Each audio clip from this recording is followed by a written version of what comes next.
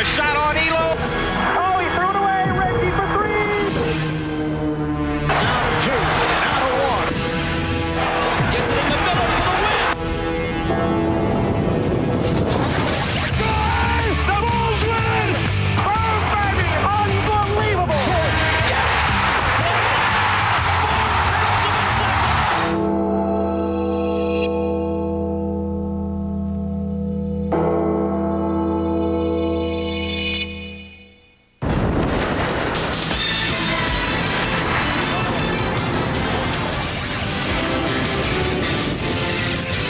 This is NBA Showtime. The 1998 NBA playoffs. Here's your host, Hannah Storm. For the first time in 4 years, the Chicago Bulls have been extended to a Game 7. Either the five-time champions or the Indiana Pacers will advance to the NBA Finals. Pacers point guard Travis Best has been a difficult matchup for the Bulls in this series. He had 4 crucial points in the final minutes of Indiana's Game 6 victory. Not all the Pacers were at their best in Game 6. Reggie Miller shot just 2 for 13, but he remains one of the NBA's great clutch performers. Scottie Pippen and the Bulls have played and lost 3 thrillers in Indianapolis. But tonight's game is in Chicago, where the Bulls have been virtually unbeatable with only 1 postseason loss. The amazing career of Michael Jordan could end tonight. A rare Game 7, just the 3rd for the game's greatest player. Hi, everybody. Hannah Storm, along with John Sally, Peter Vesey, and Matt Gukas. And the implications of tonight's Game 7 could go well beyond simply this year's playoffs. An Indiana win could very well signify the end of the Michael Jordan era. And Hannah, for Indiana to do it, they can't be cautious. They have to march onto the United Center floor with a swagger and a belief that there is absolutely no doubt in their minds that they own the Chicago Bulls tonight. But if the Pacers win, it's certainly not the way we envision Michael Jordan's career, his supernatural career, to end, although that might be the way to get Michael back in uniform for next year. This is one guy that definitely does not want to go out a loser. Certainly. You do figure him leaving the game holding that 6th trophy high atop his head. John, what are the players going through tonight? Well, most of them didn't sleep last night, and I know the game was too long, so they didn't sleep this afternoon. They haven't eaten, and if they have, they haven't tasted it. And I know they're sitting around all day saying, I can win, I can win, I can win. I feel like playing right now. Peter, me and you in the back. We in the back right now, man. Somehow I don't think that would be quite as compelling. After a long wait, meanwhile, the Utah Jazz will know in about 3 hours who their NBA Finals opponent will be. It's Game 7 of the Pacers and Bulls, and history is on Chicago's side. The home team has won 24 of the last 26 Game 7s. One of the 2 teams to break through on the road was the 1995 Indiana Pacers, who won a Game 7 in New York with a cast that included Reggie Miller, Rick Smits, Antonio and Dale Davis, Derek McKee, and Mark Jackson. With the latest from Chicago, we go to Bob Costas, Doug Collins, and Isaiah Thomas. Okay, Hannah, thanks a lot. During this great Bulls run in the 1990s, they have seldom been tested as the Indiana Pacers have tested them in this series. In fact, they have faced a Game 7 only 3 times, and only one of those as the defending champions and with Michael Jordan on the team. That was in 1992 when they beat Pat Riley's Knicks in a Game 7 at the old Chicago Stadium. Phil Jackson acknowledges that should they lose at home tonight, it could be the end of this great run for him and the Chicago Bulls as we have known them. Of course, you have to think about those things. But I told the basketball team, look, you played 3 real good games down in Indiana. You gave good effort. You didn't win ball games. There's sometimes you could lose. So you deal with the fact of losing, but you give your best effort. And that's all that we ask of you. Just come out and give us the same energy that you had in Game 5. And then it's up to the cards and the gods. Up to the cards and the gods. It also doesn't hurt when you're at home and you've got Michael Jordan on your side. Now, Michael Jordan will come out with great energy and emotion, as he did in Game 5. And he'll try to establish himself early in the low post against Reggie Miller. And when they come with the double team, he'll simply split it. But the Pacers will try to punish him the way they did in Game 6 at Market Square Arena. And they want to make Michael Jordan expend a lot of energy as he chases Reggie Miller off the screens. And when you chase a player like Miller off the screens, sometimes you wear down in the 4th quarter and physically you get tired. Now you look at Jordan's shot chart in Game 6 in the 4th quarter, he didn't score 1 bucket inside the paint. Now, knowing Michael Jordan the way I know him and competing against him, I know he's not going to go out in a Game 7 like this. Bob? Well, Zeke, as we turn to Doug Collins, here are some very daunting numbers for the Indiana Pacers. They're undefeated at home in this year's playoffs, but just 2-5 on the road against a team that is 27-2 over the last 3 years at home in the playoffs. How the heck do the Pacers win this game? Well, Bob, there's no question that their margin of error is very, very slim here. They almost have to play the perfect game. They need a great start from Rick Smits in the first quarter in the low post. But when you look at the Game 6 numbers, you say, how did they win? They were out-rebounded by 15. They missed 13 free throws. And Reggie Miller, 2 for 13, 1 of 7 from the three-point line. Now, we know the focus of the Bulls defense is on Reggie Miller, but Reggie Miller must make his open shots. He got a good look early in the game, but most of them were hurried shots off screens where he didn't get himself on balance. So the open shot here does not fall either. Late in the game, he tries to take it to the basket, seeking a foul. Now, the team came through for him the other night and gave him a second chance. For Reggie Miller, if he's going to go into the summer, he better go down shooting and shooting well. Well, let's end here with some numbers that give the Indiana Pacers reasonable hope. Game 5, when they were blown out here, that's really the aberration. They've split 10 games head-to-head, regular season and playoffs with the Bulls, and almost all of them have been close. They won here once during the regular season. Game 7, Hannah, doesn't get much better than this. See you in a bit. All right, thanks a lot, guys. And a reminder that tip-off is at 7:36 Eastern Time. The home team has won every game thus far in this series. How do the Bulls maintain the home court advantage? Well, Hannah, a fast and furious start is crucial for Chicago, and they have done that in this series at home with stifling defense, aggressive board work, and a take-it-to-the-basket mentality. Now, Scottie Pippen's intense pressure on Mark Jackson put the Pacers on their heels in all 3 games at Chicago. And when Luke Longley takes away middle from Rick Smits and challenges the jump shot without the foul, that quiets a potent weapon. Now, Dennis Rodman, minutes down because of foul problems, hasn't done nearly enough of this, but he is still capable. And Scottie Pippen, always a better player when slashing and driving rather than settling for jump shot. And Michael Jordan wants to punish Reggie Miller early and often. And for that matter, he wants to punish everyone. Chicago's home court defense, still championship caliber. That 43% for Indiana is telling. And that kind of defense, plus Michael Jordan, plus home court, a very difficult combination to overcome. And yet, with all of that in mind, Peter, you say don't count out the Pacers. That's right. From where I'm sitting, the Bulls are ripe to be beaten. Michael Jordan's air of invincibility has been shattered. He's missed crucial shots. He's made key defensive lapses. His legs are tired. But more important than anything, the refs aren't nearly as respectful as they used to be. What are you predicting tonight, John? Well, I would love to go with my new captain here, but I have to go with Isaiah Thomas, my old captain, because not only have I played against Michael, I played on the same team as him, and he is not from this planet. He is definitely supernatural. He is well rested, and if he drank some of his Gatorade, I'm sure he's going to get about 40 tonight. So I'm going to go with Coach. I'm going with the Bulls all the way. Chicago's only lost 5 home games this season. One of those was to Indiana, but of course that was in the regular season. A far cry from a Game 7 in the Eastern Conference Finals. NBA Showtime continues in just a moment.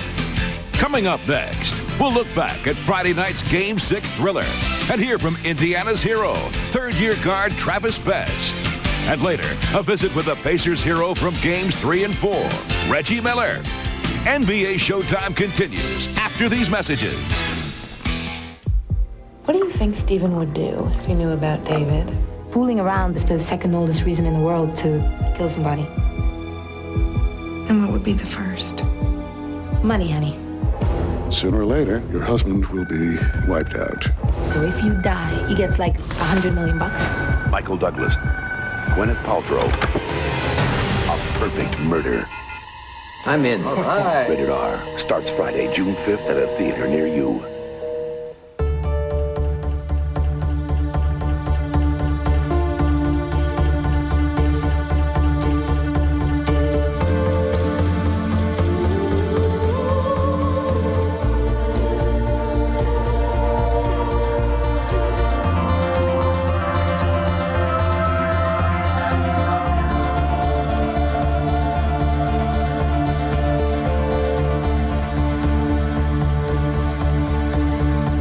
doing a little bit of a street test for some NBA gear, and we wanted to know if maybe you guys are up for the challenge of doing some 3-on-3 ball in another court. I think you just gotta like pass and screen more. 3-on-3? You need chemistry. Who wants the challenge? You have to be close with your teammates. I think the chemistry's gotta be there as a whole, and so whenever we win, all of us enjoy it and we're sincere about it, right? NBA authentic gear redesigned by Champion, Starter, and Nike.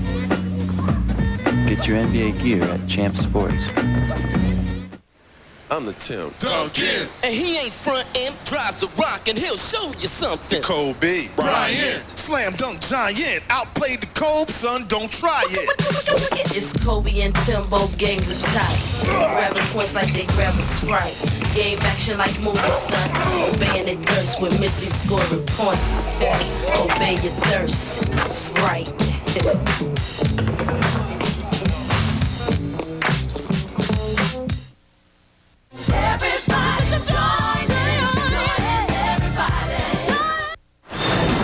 Showtime's playoff coverage extends to the internet at msnbcsports.com.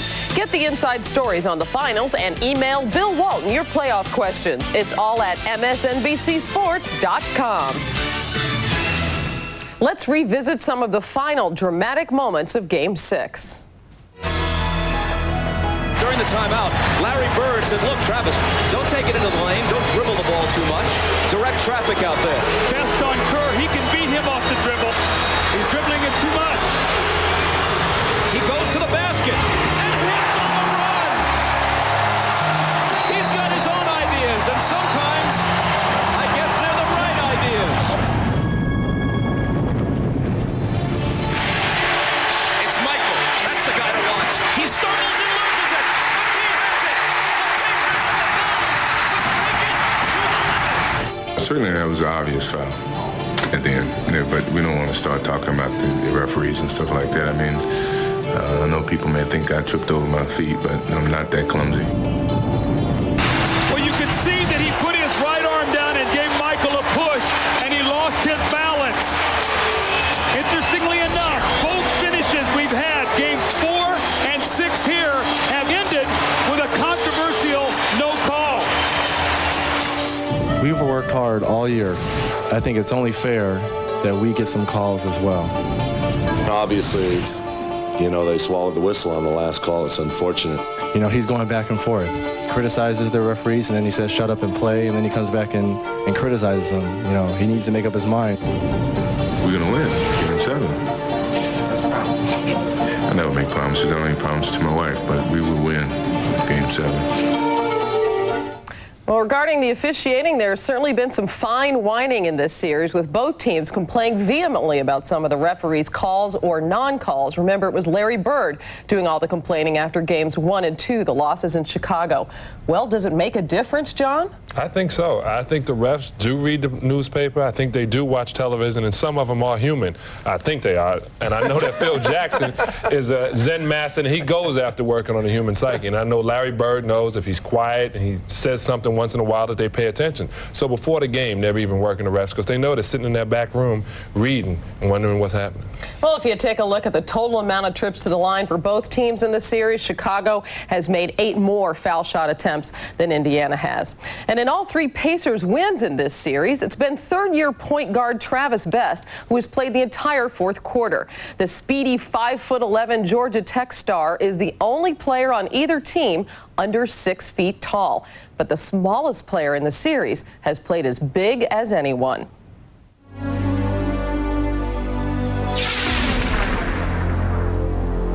I grew up with 2 older brothers, and one being 6'5" and one 6'2". So I always played sports with them. They were always bigger, and I always had to overcome that height. To me, it's probably the greatest feeling in the world. I've never been afraid to take a big shot or to try and make a play or do something to help the team win, and I think that's always been in my character. Travis Best is 36 of 40 at the free throw line in the playoffs. When I was younger, my father always threw me in free throw contests. Maybe he knew the situation would arise, but you know, I think it helped me a lot. And just being in a tough situation like that, you just have to keep your focus. The game's greatest player hit 2 to tie it. A third-year man hit 2 to give his team the lead. To hit that shot in a situation of this magnitude, you know, I think words can't even explain it. Mark Jackson is their starter, but the important minutes in the fourth quarter throughout this series have been played by Travis Best. I'm appreciative of the fact that I did get a chance to come in and play behind Mark. He's a terrific point guard, a terrific person, and he took me under his wing. You know, the first time I got into the league, he showed me the ropes. He talked to me about different matchups, the strengths of different point guards we would face. And I think he did things that he didn't have to do. Well, a great friend, you know, best friend. Talk every day, whether practice or not. Joke all the time. It's just great. I think it draws us closer, and we really respect and care about one another. You know, this is something I've lived for, to be in this moment, to play under these kind of conditions. This is something you watch on TV for years, and now to be a part of it, it's a great feeling. Since Game 3 of the series, Travis Best has played the entire fourth quarter, and in those 48 minutes of action, he has had just 1 turnover for the Pacers. And yet, Peter, you feel they might be better off with him as a starter tonight. Definitely, because Jordan and Scottie Pippen have taken Mark Jackson and Chris Mullin right out of this series. Everybody knows that small, quick, athletic guards give Jordan fits. So why not attack right from the get-go? Don't allow Jordan and Pippen to rest on defense. You don't want to slow it down. You want to amp it up. On the one hand, Peter, I agree that Indiana needs some kind of a shakeup given the way that they have played in Chicago during the series, but that would be going over the edge. You'd be disrupting the roles and psyche of 4 different players. Not a good idea at this time. And maybe disrupting the Bulls, too. Well, there's no question that in Indiana's 3 victories over the Bulls, the bench has had a decided edge over Chicago's, and that might be something Larry Bird does not want to tinker with at this point. We'll be right back. Coming up, he's one of the best clutch shooters in NBA playoff history. Indiana's Reggie Miller talks to Bob Costas. Next. How do you get this equipment to these troops when there's a river between them? Build a bridge. Problem solving. You need it now in college. Learn it now in the Army Reserve. All the chips empty. Here we are in this simple, majestic setting. None of the usual interruptions. Nobody around to distract us from introducing AT&T One Rate Plus. Now, the key point, the thing to remember, is that every call you make from home with One Rate Plus, every call, day and night, 10 cents a minute. Did you say 10 cents a minute, dude? How do they find me? AT&T One Rate Plus. 10 cents a minute, anytime. Call 1-800-4-1-RATE to enroll. There's a medical emergency, but no hospital. What do? Build one. Leadership. Learn it now in the Army Reserve. Use it now in your career.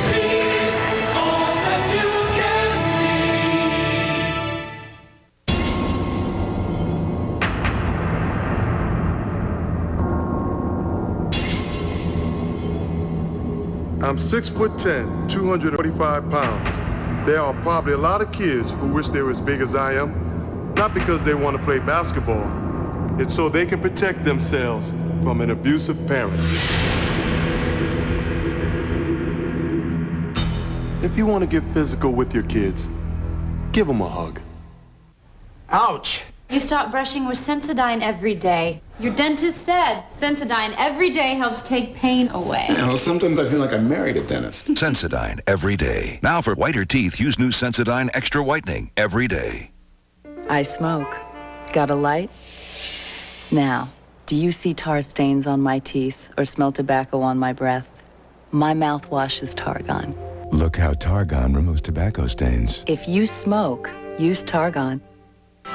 This is the only time that we have this one country and one team in mind, and our one goal is to win the gold medal. A lot of feelings that come when you put on this jersey, but I think number one is that you're part of a team that's the best in the world.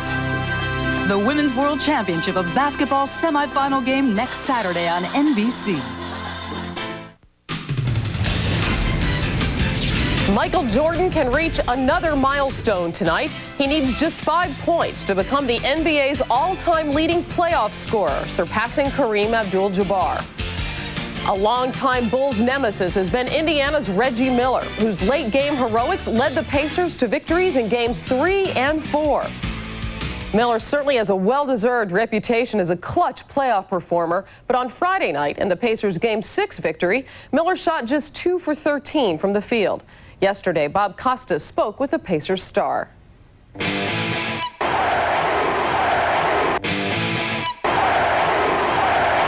As a shooter, you keep shooting. The Chicago has to adjust every time I'm on the floor. As Doug Collins put it in one of the games, if Reggie Miller goes and stands in the parking lot, they've got to send somebody with him. But nonetheless, you were 2 for 13, and the game is going down to the last possession, and if you had lost it, you've got to be thinking all summer long, I'm going to be thinking if I had even a so-so shooting night, we force a Game 7.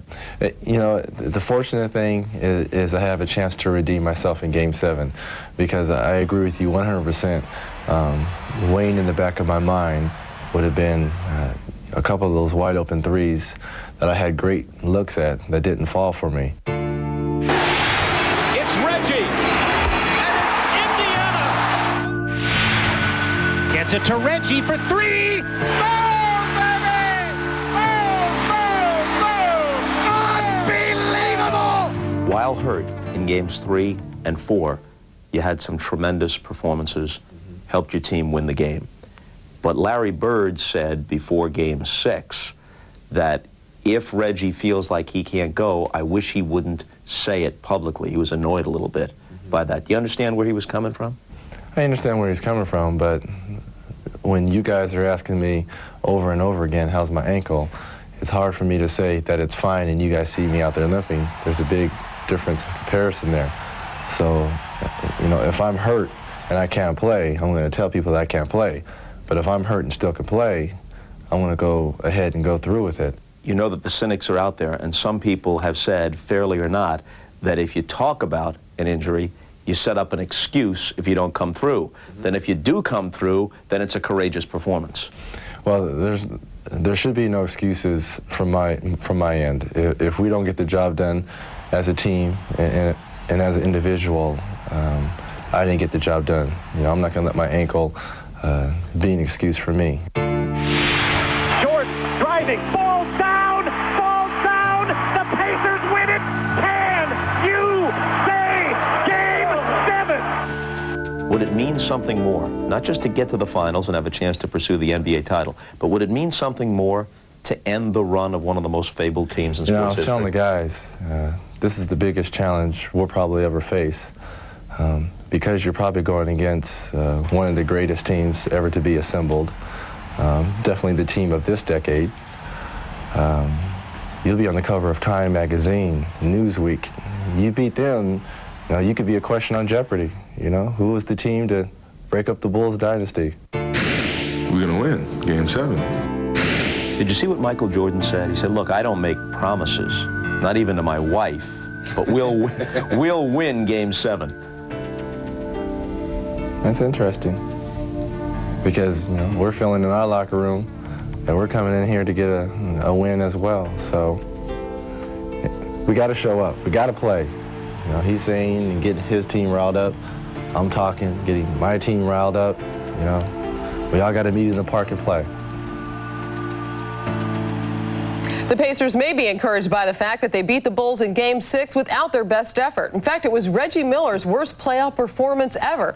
But, Matt, they can't hope to overcome a similar performance by Miller tonight, especially in Chicago. And I don't think Indiana can win Game 7 without Reggie Miller being heavily involved in the scoring. The Pacers can't rely on Dale Davis shooting 7 for 9 again, or Rick Smits 11 for 12. But think about it. Reggie Miller's teammates are so much involved in his scoring chances. They have to set the screens for him. they have to deliver the ball on time. I think Reggie Miller has to get out in transition, look to force the action, and in the half court, he's got to put the ball on the floor, look to take it to the basket, and look to get to the foul line. Well, I'm going to agree with Coach because I was on that 1991 team that the Bulls finally beat to go on to win the Eastern Conference champion from us and go on to win the World Championship in 1991. And Reggie, if that's what you want to do and you want to make history, you want to be on the cover of all those magazines, I would also. But you have to put this team on your back from the beginning. You can't let everybody else do it and you come in at the end of the game. It has to be done now. Well, Peter, you heard Michael Jordan make perhaps the only promise of his life, saying that they would win tonight, but Reggie Miller's not making any predictions. No, and that's very unusual for a guy who's conceded. He sounded that he needs to be convinced in this case, but I think the key is they have to limit their jump shots. They can't over-rely on Reggie Miller from outside. They have to take the game down low. The Davis boys have to gang up on Dennis Rodman, and Rick Smits has to get more than 2 rebounds as he got in Game 6. Well, they are 2 of the most magical words in all of sports. Game 7, the Pacers and Bulls for the right to face the Utah Jazz in the NBA Finals. Will it be a 6th trip for Chicago or the first ever NBA Finals for Indiana? Bob Costas, Doug Collins, and Isaiah Thomas will have the call. The NBA playoffs on NBC continue after these messages from your local station.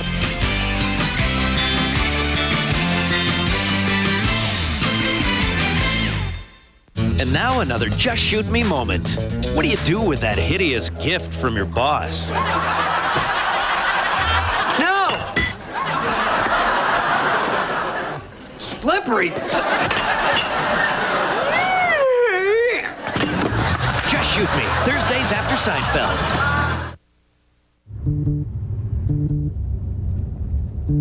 Mom, when are we gonna get there? How many more miles? Ever since you started traveling, it's been like this. You're left hanging with no idea what's going on. That's why United Airlines provides up-to-the-minute information at the gate. Can I go to the bathroom? Especially when there's a delay. It's just one more way United is rising. Hey, Pip, what's wrong, man? My son's first game is today. I just wish I could be there. Scotty, he has a free throw to win the game. Mom, just let me listen.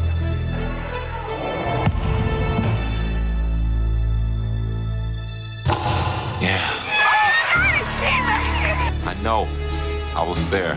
ClearPath, so clear, it's like you're there. Get Ameritech's new ClearPath offer for only $45 a month. Call 1-800-MOBILE-1 for details. For 1998, the Lexus LS400 has been redesigned with sleeker lines, a more powerful 290 horsepower engine, and a standard vehicle skid control system that helps improve cornering in adverse conditions.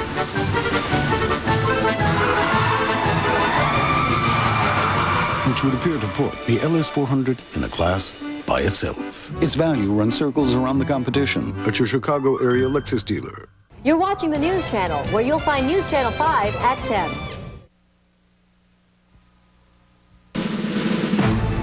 One game for the Indiana Pacers in their 3rd Eastern Conference Final. One game from their first NBA Final. One game for Larry Bird, who knows what it means to be an NBA champion, who reached the finals 5 times as a player. One game to get there again in his first year as a coach.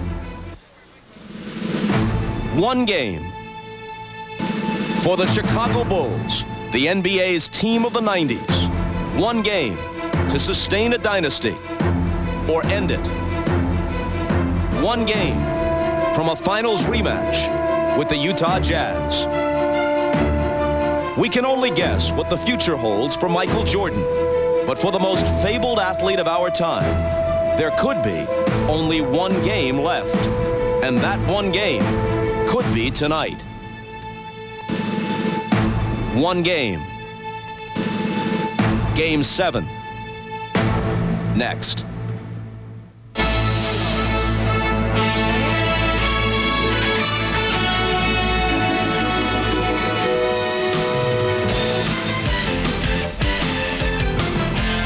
This is the NBA on NBC. the 1998 NBA playoffs. Tonight, it's the Indiana Pacers versus the Chicago Bulls. For the first time in its brief history, the United Center is the stage for a 7th game in the NBA playoffs. The Indiana Pacers won 3 ABA titles. They've never been to the finals in the NBA. This is the 3rd time in the last 5 years they've faced a 7th game on the road in the conference finals, one step away from the NBA's biggest show. Moments ago, the Chicago Bulls went through their usual pregame ritual, although there's nothing usual about a Game 7. What time is it? Game time! And welcome to Game 7, everybody. I'm Bob Costas. One of the distinguishing characteristics of this great run by the Chicago Bulls is the relative ease with which they have dispatched their opponents in their championship seasons. In fact, they have never faced an elimination game, a Game 7, as late as the conference finals or the finals in any of the 5 seasons in which they won the title. So this is something new for them. For Michael Jordan, in this his 36th playoff series, it's just his 3rd Game 7. But MJ offers assurances that the dynasty will not end here tonight. We're going to win Game 7. Well, it's not quite Babe Ruth calling his shot or Joe Namath as a nearly 3-touchdown underdog guaranteeing a win in Super Bowl III.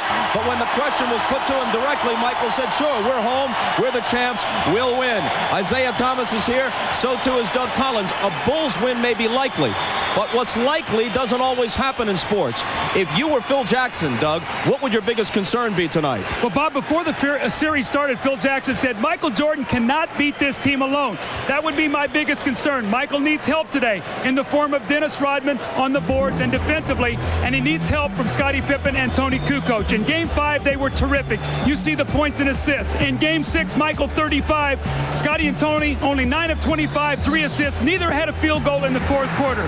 Michael needs to be fresh in the last 6 minutes of this game. So if the game is close, he can do what he does best, be the best closer in the NBA. All right, let's turn to the Indiana Pacers. They did not come this far just to be able to say that they made it exciting and they made it interesting. They came this far to win. Well, they came to win, but they want to forget about Game 5. You see, in Game 5, they shot terribly from the field. What they want to do is find gold inside, as they did in Game 6. They have established Smith and Davis in the low post. You see, they were combined 18 of 21 from the field. Now, if Indiana has any shot at winning this game here tonight, they got to go back to Smith and Davis in the low post to free up the perimeter for Miller and Mullins. Bob? 48 minutes, at least in regulation, to decide who plays the Utah Jazz for the NBA title. Game 7 is next.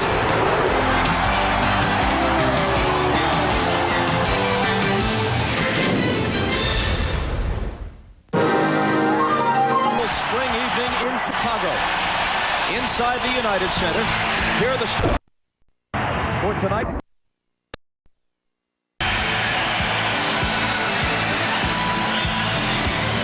Reggie Miller held under double figures for the first time in the playoffs in Game 6, but of course, he virtually won Games 3 and 4 for the Pacers.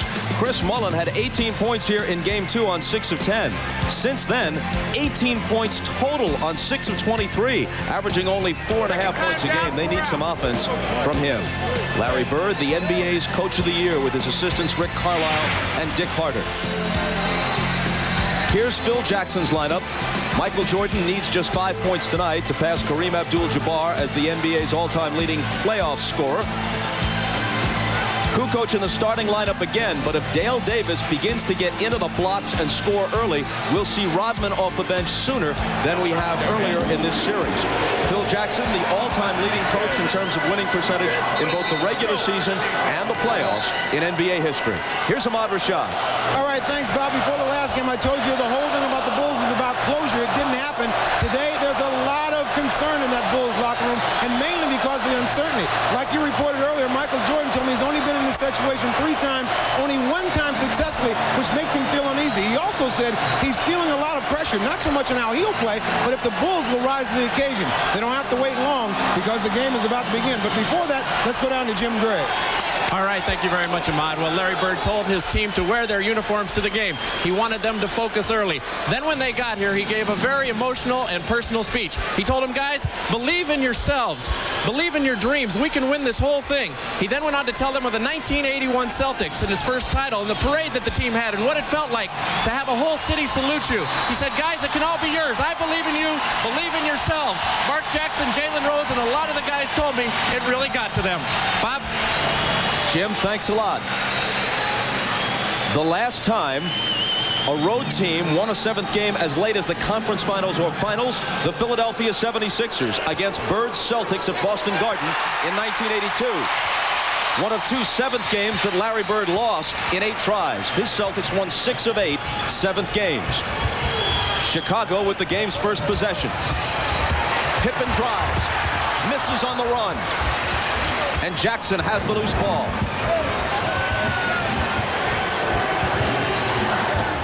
Look for the Bulls today to put more ball pressure on. They thought their ball pressure was very weak in Game 6. Miller lobs to Smits. He finds Dale Davis, who gets inside for the dunk. And that's where Indiana will attack right away with Smits and Davis. That's just the way Game 6 began, with Dale Davis getting position inside and slamming one home. He ended with a playoff career high of 19. Kukoc ties it, plus a foul. You can see early in this ball game, Chicago, 2 possessions, Scottie Pippen to the basket, Kukoc to the basket. Now that was a strong finish by Tony Kukoc going to his right. I thought Scottie flipped the ball up to get away from the contact. He's going to have to go strong in this game. The officials are Hugh Evans, Dick Bavetta, and Jack Neese. 3-2 Chicago. Remember now, Bob, Tony Kukoc is a much more effective player when he gets off early on the offense.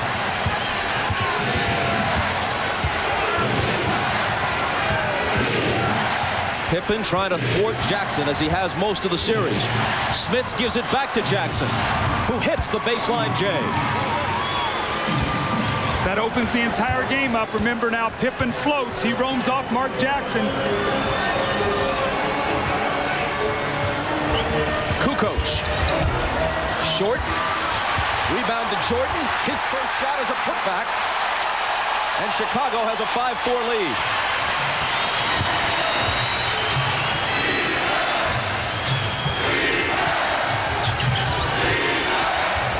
Jackson into the lane for Smits. Knocked away by Longley, but Luke is hit with the foul. Now you watch the way Michael attacks this offensive rebound. He'll move Miller around, and then as the shot goes up, watch as he goes after it, goes up and puts it right back in. He attacked that rebound, Doug, like it was a home, like he was starving for that basketball. Michael Jordan has come out with the type of energy and emotion that Phil Jackson wanted to see in Game 5. I would say that was a pretty determined effort. That was Smits' first point, but he got the assists on the first 2 Pacer baskets. See, now 3 key players to start this game for Indiana are Mark Jackson, who has a field goal, Dale Davis, who has a dunk, and Rick Smits, who has 2 free throws. So if you're Larry Bird, you have to be happy with your start.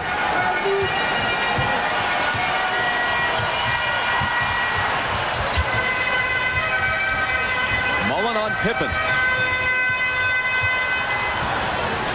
Michael with his back to the basket, guarded by Miller. Spins into the lane and misses the jumper. The rebound to Smits. His outlet is to Jackson.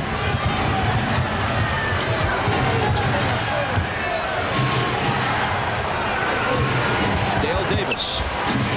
Miller. On the run, scoops it up, and it rolls home for him. So Miller taking it to the hoop as he rarely does. Here's Harper at the other end, and he's fouled.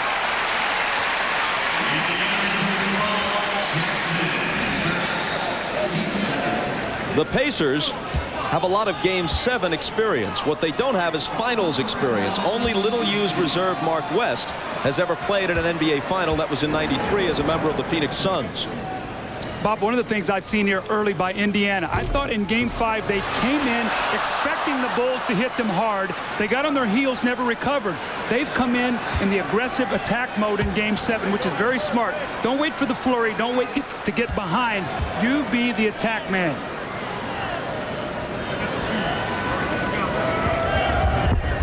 Harper misses them both, and Mullen takes the rebound. Jackson on the move. Behind a Davis screen, and now Miller. Smits. He hit 11 of 12 from the field in Game 6 and swishes his first one here. You see Smits moving Longley around. He set the screen for Reggie Miller, which gave him inside position against Longley.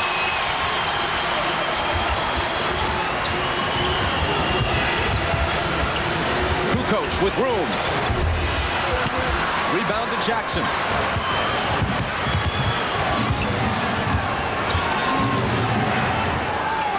Dale Davis, stronger than Kukoc, trying to back him down, and Kukoc fouls him.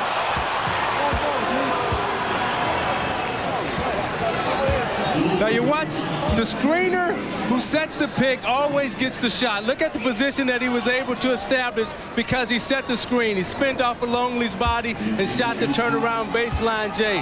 But Rick Smits' effective screening, Doug, that frees him up inside so he can come out and have big nights.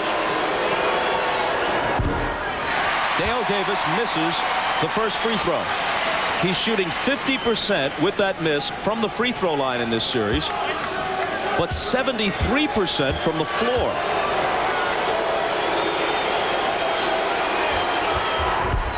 Misses them both. Bob, remember now how crucial free throws are in big, tight playoff games. And Indiana in the playoffs has really been shooting them exceptionally well, other than Game 6. And other than Dale Davis, a sub 50% free throw shooter for the year. Up and under by Jordan, but can't hit it off the glass.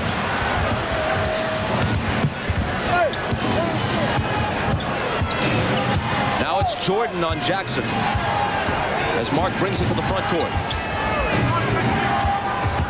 Mullen lays it in, and Indiana hasn't missed from the field. 5 of 5. Now the Bulls throw it away. Pippen deflected it out of bounds. Still Indiana ball. You know, on that last drive, Tony Kukoc went high side, and Dale Davis sealed him, which let Mullins go to the baseline. They're so conscious of Dale Davis. And how long is Phil Jackson going to stay with Kukoc in this matchup against Davis? Davis again, good again. I think he's going to go right down to the bench right now. Phil's going to call a timeout. This is something he usually doesn't do. He has great confidence in his team, and he lets them play through these kind of moments. Phil Jackson told us yesterday that if Dale Davis gets off to the kind of start he had in Game 6 at Market Square Arena, he will yank Tony Kukoc early and go to Rodman. It's the Pacers by 9.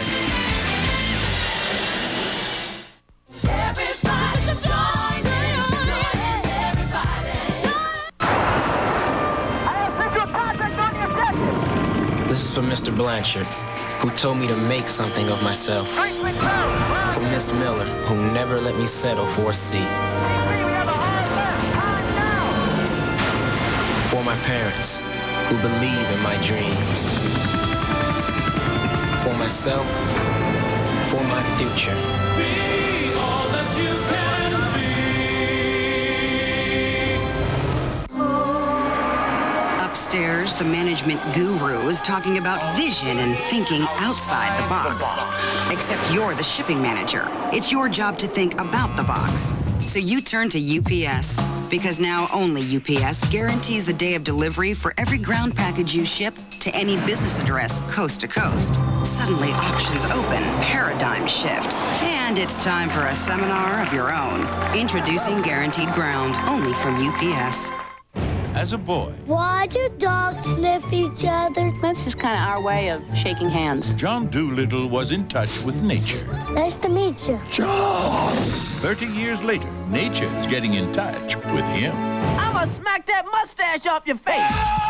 Eddie Murphy, Hello. Stop talking to me!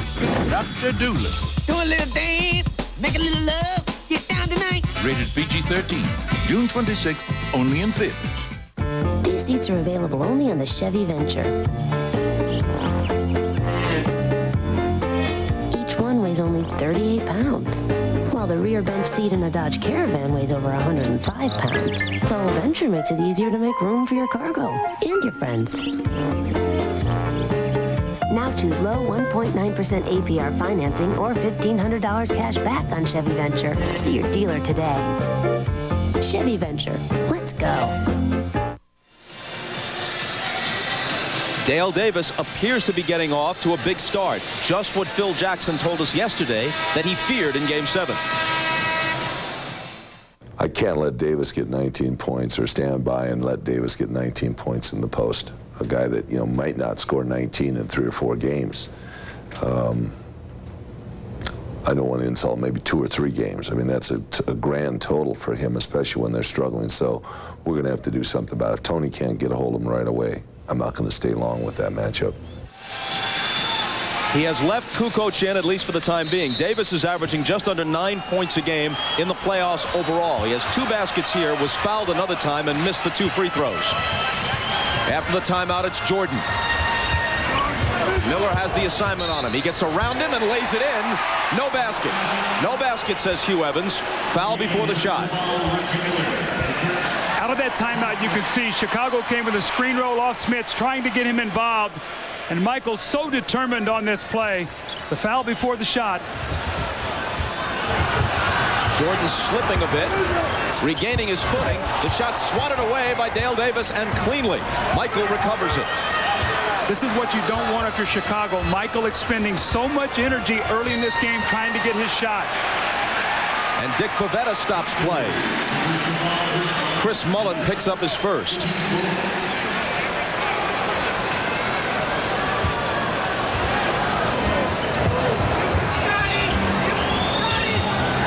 Kukoc to Pippen, and now Jordan. The crowd seemingly stunned, rather quiet at this stage. Good pass to Harper from Jordan. See, I see Chicago being very tentative right now. Kukoc passed up 2 shots, and if he's going to be out on the floor, he must take those shots, or else Field must come with Dennis Rodman to supply defense. Davis again, double team, so he gets it out to Jackson for 3. There's that play we talk about, the importance of Mark Jackson making the open shot. He's hit 2 jumpers now with Scotty helping in the post. And when you have to come and double team Dale Davis, you're into an area you don't want to be in. Longley can't control it. Mullen has it. Jackson pushes it up the floor, cut off by Harper. Going right back inside to see if they get the double team once again. Davis turns to face the hoop. It's Kukoc alone on him. Now Harper comes on the double. Davis hits the turnaround, and the Pacers lead by 12. See, what Indiana has done is just softened the Chicago Bulls up inside. Now when you come with the double team, that should free Mullen and Miller up to attack from the outside. And Phil Jackson is looking for Dennis Rodman. He's not on the bench. I think he's riding the bike, so he'll be coming into the game. Kukoc with a bad miss. Here comes Jackson back the other way. Jackson in the hoop. Sliding away from behind by Pippen, who fouled him. Now, the last time these 2 teams played here, Game 5 of this series, Indiana had that atrocious stretch in which they missed 18 consecutive field goals in the first half. They are 8 of 8 from the field so far in this one. They're in a great rhythm, Bob. Everything they're doing right now, they're doing with precision. They're screening. When they throw the ball in the post, they're taking their time. If the double team presents itself, they're finding the open man. If not, that guy is pounding it in the post. They're playing a picture-perfect first quarter in a Game 7 on the road. Doug, they're a very confident basketball team. You look at Mark Jackson's numbers in this series. Look at the turnovers in the 3 losses and the turnovers in the 3 wins. That's what Larry Bird wants from him. And this Indiana team has won 3 of the last 4 in this series right here. Chicago beat them the first 2, but Indiana has pretty much controlled Chicago since then. Here comes Rodman. Back to the Chicago bench. He was back riding the bike to stay warm. They may need him any minute. Here's Pippen inside. Longley confronts him. Rather, Smits, I should say. And there's an Indiana foul. Bob, what they're going to need from Dennis Rodman is this right here. An energy lift. Toughness, emotion. Remember game one, the Bulls were so flat. He came in off the bench, made tremendous hustle plays, and got this crowd into the game. And he should be able to capitalize on the offensive boards because every time they go to Pippen and Jordan in the low post, they're coming off of Longley. Smith is coming off of Longley to double team, which should free Rodman up for offensive rebounds. Rodman in, Kukoc out. The foul on Smits was his first, and Pippen makes one of two. Rodman got a piece of it right away, but couldn't quite control it. Bob, great balance right now for the Pacers. Everybody in the game has a field goal. Jackson, Smits. Pippen got a hand on it. Longley picks it up. Here's a 2-on-1 break. Michael to Pippen the trap.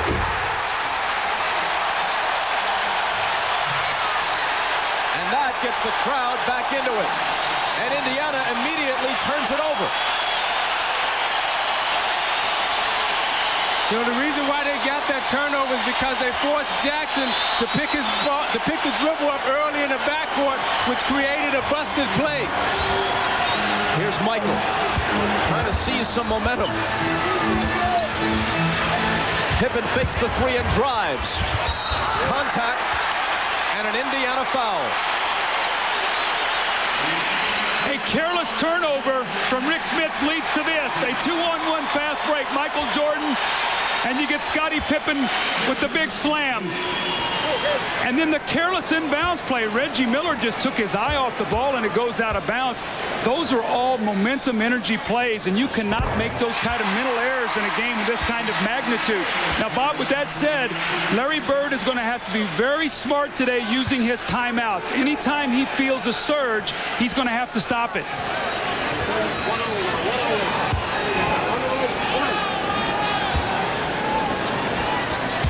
Antonio Davis comes in for the first time. Again, Pippen makes one of two. Mullins saves it in. Indiana's lead is 9.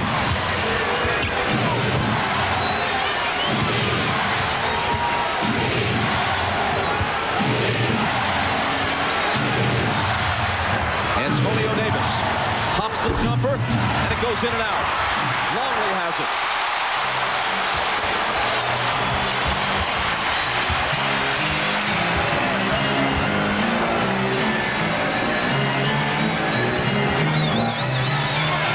Jordan with Miller on it. They clear it out for him. The double team comes. He finds Harper, touch pass to Pippen for 3. Halfway down and it pops out. Longley. Pippen again on the drive. And a whistle.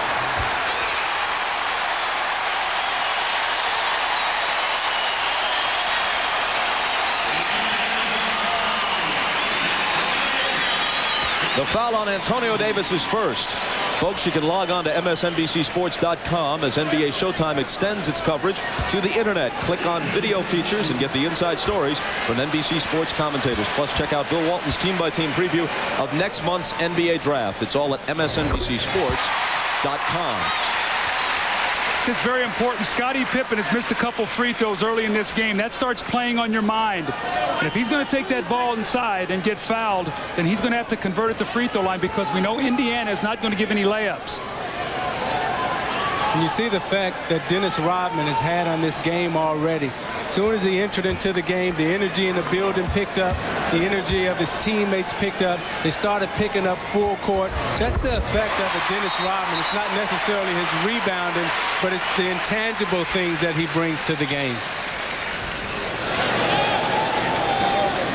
Pippen is bleeding, we're told, from somewhere. Can't see it from our vantage point. You know what happened? He wears that little pad on his left arm, and he was cut on his right arm in that drive, and I saw him. He took the pad off, and he put it over on his right arm to cover it up. Because he wanted to remain in the game. Yes. but temporarily he has to go out, and Kukoc comes back in.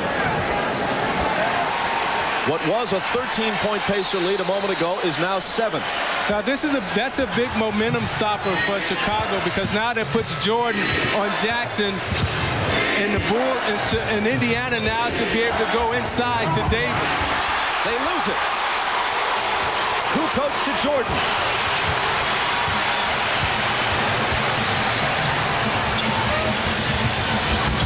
Harper tripped and fouled.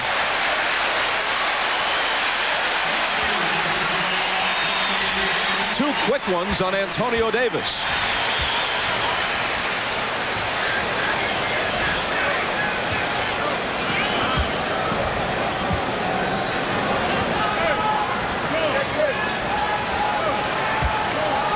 Harper taking his time, walking to the line.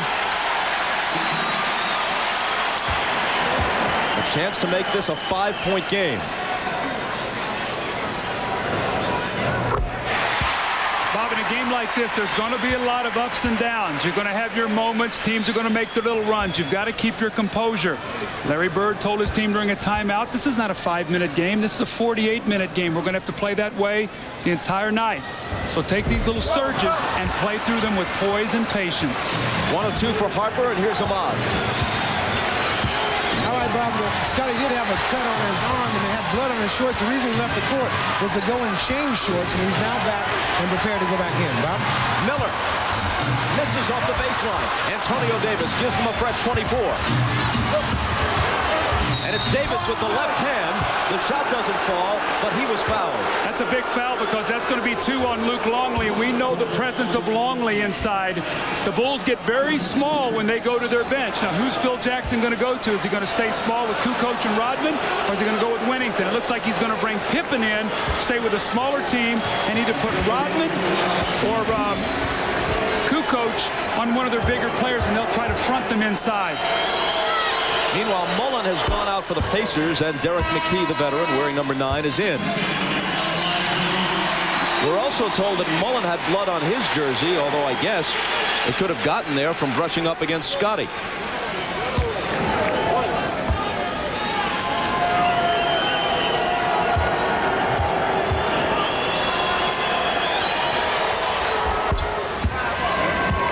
Pacers by 8. Chicago has a very fast team out on the floor, and what Indiana must do to negate that speed is to put a body on Kukoc, Rodman, and Jordan. Here's Michael. It's McKee on him now. Miller comes over on the double team. Scotty with the floater. I think they're going to have to make Pippen make a jump shot. They're running at him, and he's beating them and getting into the lane.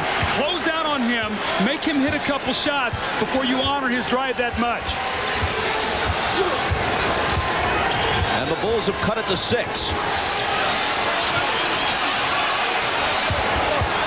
Dale Davis against Kukoc once again. 3 seconds to shoot, and Miller slices through, takes the pass, and hits the reverse.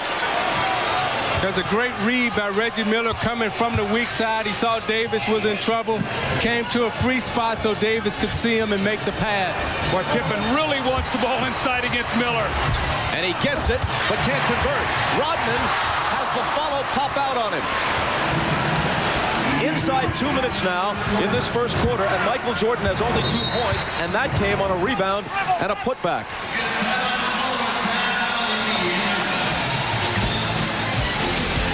Now you watch Scottie Pippen in the low post. As he gets it, he fakes, and he uses his speed to go around Miller with the extension right over Davis's fingertips. Now you watch Reggie Miller on the weak side. Always moving, always moving. Ron Harper turns his back, can't see him, gets out of his vision, makes the back cut for the layup. Indiana's apparently going to make this Game 7 a memorable one. You're watching the NBA on NBC. Has gotten off to a great start for Chicago. He's only taken really 1 perimeter jump shot, and you can see him rattle the 3 in and out. What he's doing is driving that ball to the basket. This was the first play of the game. He flipped the shot up there and missed it. But look at the aggressiveness on these drives to the basket. His shot chart, everything is in the paint. He's taken 2 shots outside and missed them. But more importantly, he shot 6 free throws. They must back off of him, Bob, and make him make a couple jump shots. The Bulls as a team are 5 of 15 so far. Indiana 9 of 11.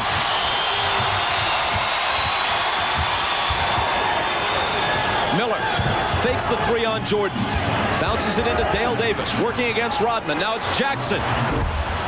Missing on the 3. He had hit one earlier.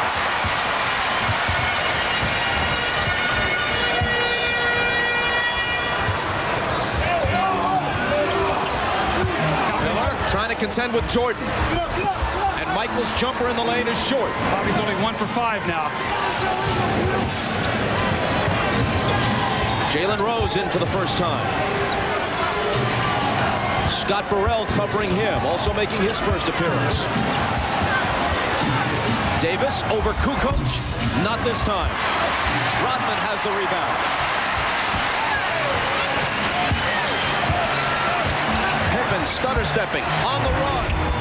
Doesn't get the roll, has his own rebound. Misses that one. One more try in a crowd and a foul. Pittman's really struggling a little bit with his outside shot. You know, he said earlier this week that he just didn't feel comfortable, and you can see him trying to get to the basket, passing up the little 15-footer, then fighting it, not really having to touch around the goal, but he stays with it. You know, a lot of times you can get your rhythm by going to the free throw line, and that's what Scotty is trying to do, get his rhythm at the free throw line, so therefore it would translate into his outside jump shot. The foul was on Derek McKee, his first.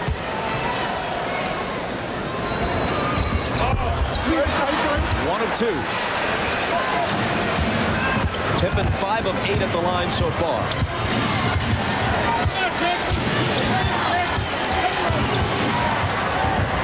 Miller for 3. He felt it, caught it, tough turn the opposite way, and it was clean. Right now, Bob, Reggie Miller's in a great shooting rhythm. He started out this game 3 for 4, and he was looking for that shot all the way. 10-point lead again.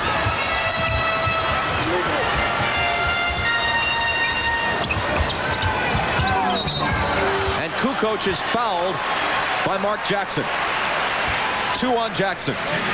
This is a set play. Reggie Miller on a little zipper screen coming to the top. That's a tough catch. You're going away and you turn and you square. That's great footwork and a follow through in the shot. I think Indiana's going to have to start using a little bit better judgment here, Bob. They're so aggressive in this first quarter. They're fouling out on the floor right now and putting Chicago to the line, I think, needlessly. So maybe back off a little bit, play a little softer on the perimeter, and channel a little bit of that enthusiasm that you have right now.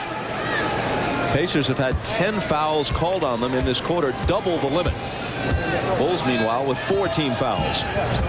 But see, I think Larry Bird will live with that because he wants his team to come out and be aggressive. And when they're aggressive, you know, they play much better. As you can see, they have the lead right now. Looking to take it back to 10 before the first quarter ends. Miller, Rodman up on him. Pass in the lane to Davis. Little jumper, off. Loose ball, grabbed by Rodman. Heaves it at the horn. And after 1, the Pacers, who are up by 13 at one point, lead by 8.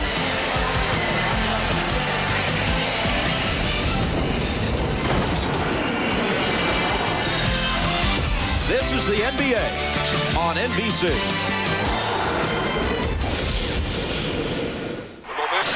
Indiana with an 8-point lead, and they've done it on the strength of what Isaiah said, going inside, finding gold in that paint. 5 of their 10 field goals in the painted area, 2 threes by Miller and Jackson to keep the floor nice and spaced.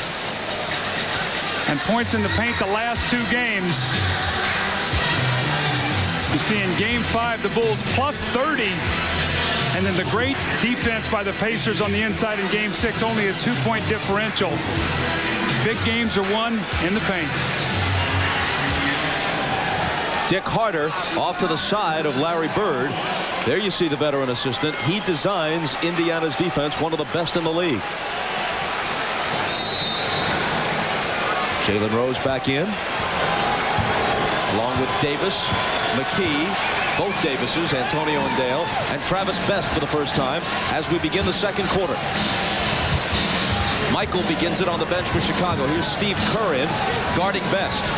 Best went around him for the game-winning basket on Friday night at Market Square. Here's Rose cutting inside of Burrell and drawing the foul. And what Jalen did was very smart right there. He took a look at the shot clock and didn't settle for the jump shot. Drove it to the basket with his right hand. Burrell cut him off, and then he spent back to his strong hand, which is his left hand.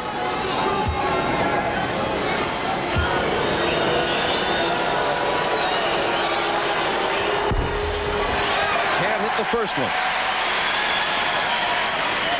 In the games they have won, he's made a major contribution each time. Not so in the 3 defeats. Of course, one of those 3 defeats, he was suspended and not in uniform, not even permitted to be in the building for Game 5. He's a tough matchup for Chicago. They really have no one that can guard him because Pippen is spending his time on Jackson and Best, and Jordan is spending his time on Miller. So that frees up Rose to kind of roam around. And while nobody stops Michael, Rose does a pretty good job on him trying to contain him. Here's Kukoc, 5 on the 24. He lets it go and misses it badly. Rebound flat-footed to the 5'11" Travis Best.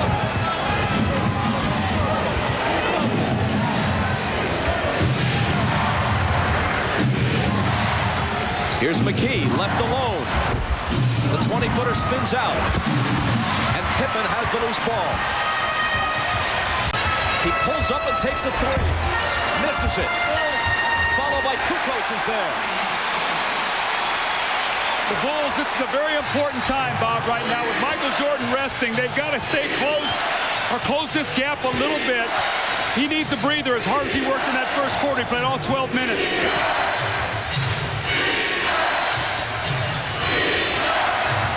Rodman on Antonio Davis, who puts it on the floor. 5 seconds to shoot. Travis Best got to create something against Kerr. Jumper over him. He was fouled, it appeared. Or was it a 24-second violation? Shot clock violation.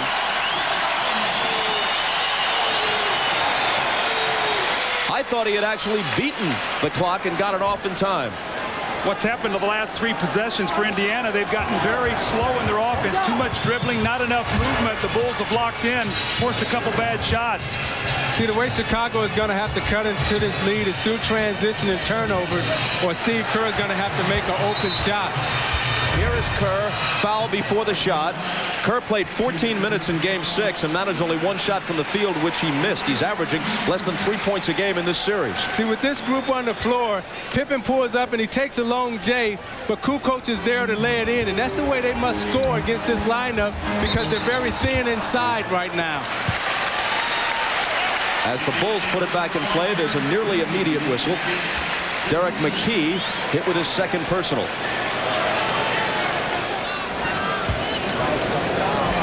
Jordan's still a spectator with 10 minutes to play in the half and his team down 7. Pippen against McKee. Double pump in the lane, and it comes up short. Scotty has now missed his last 5 shots.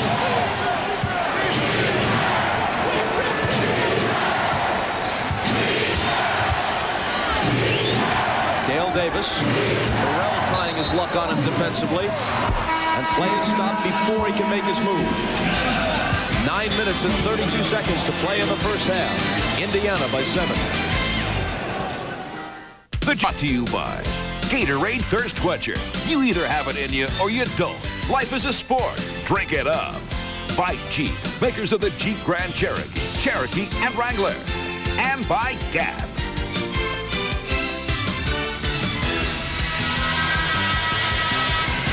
Did you know, folks, that this year Goodyear is celebrating its 100th anniversary? And this is the view from Stars and Stripes, piloted by Richard Daniels. Bob, you look at the field goal shooting to start this game. The Bulls are only 6 of 23, but they have 7 more shots because they have 8 to 3 on the offensive boards. Indiana's shooting 10 for 16, 63%. That's what I was talking about in the opening. They almost have to play a perfect game. With all this, they're only up 7 points right now. Michael comes back in. After sitting out the first 2:28 of this second quarter, Miller is for the moment on the Pacer bench.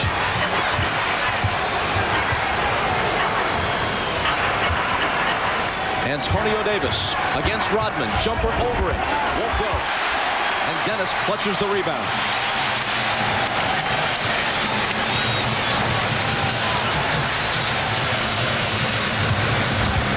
Coach out to Jordan, puts it on the floor against McKee, and the fadeaway is good. Only his second field goal. Well, you see the floor is spread out right now because of Butler is in the basketball game. He's a good three-point shooter.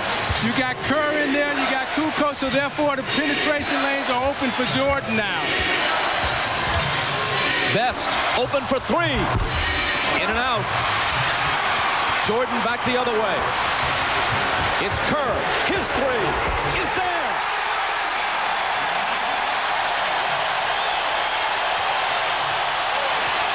The all-time career leader in three-point accuracy has been having a very quiet series, but a big bucket there that brings them to within 2 after they had trailed by 13.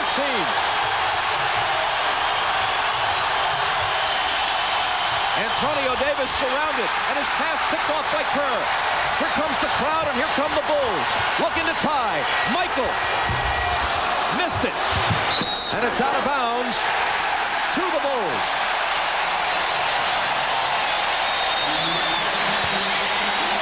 The Pacers offensively are standing around right now. They're trying to take advantages of mismatches. There's no movement in their offense right now. And the Bulls are giving help and getting back, getting into the passing lanes. And then now running out. Steve Kerr with a big three there to help his team. More importantly, to help his confidence. So with that, they bring Smits back in. Jordan splits the defense and ties the game.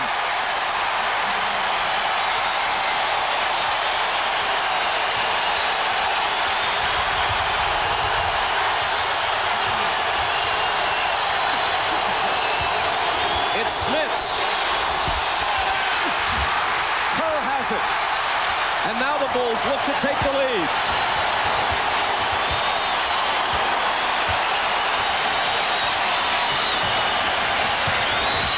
Kerr around the screen set by Longley.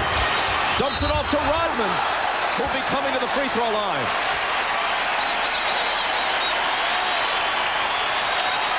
Now you ask why the floor is so spread right now, because they have shooters. Look at the spacing. Look at the driving lane. There's no one there to impede his progress. Now Michael knows that he has shooters out on the floor right now. Penetrates, drops it to Kerr for the three. Meanwhile, the last foul was on Antonio Davis, which is his third. Now you watch Jordan inside. The double team is late. Why? Because now there's shooters out on the floor, which allows Jordan enough time to operate inside.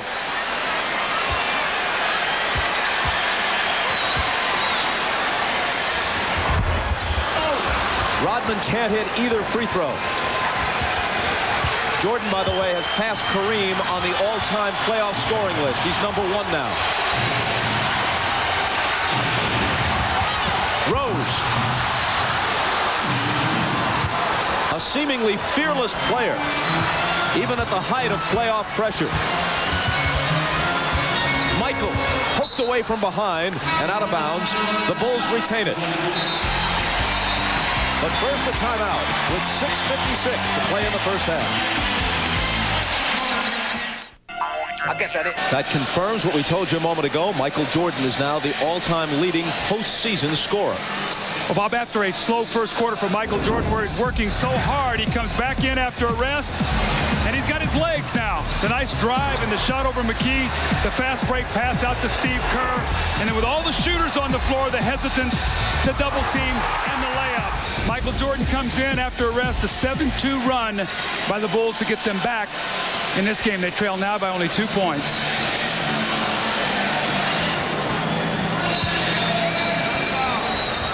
Hugh Evans hands it to Michael.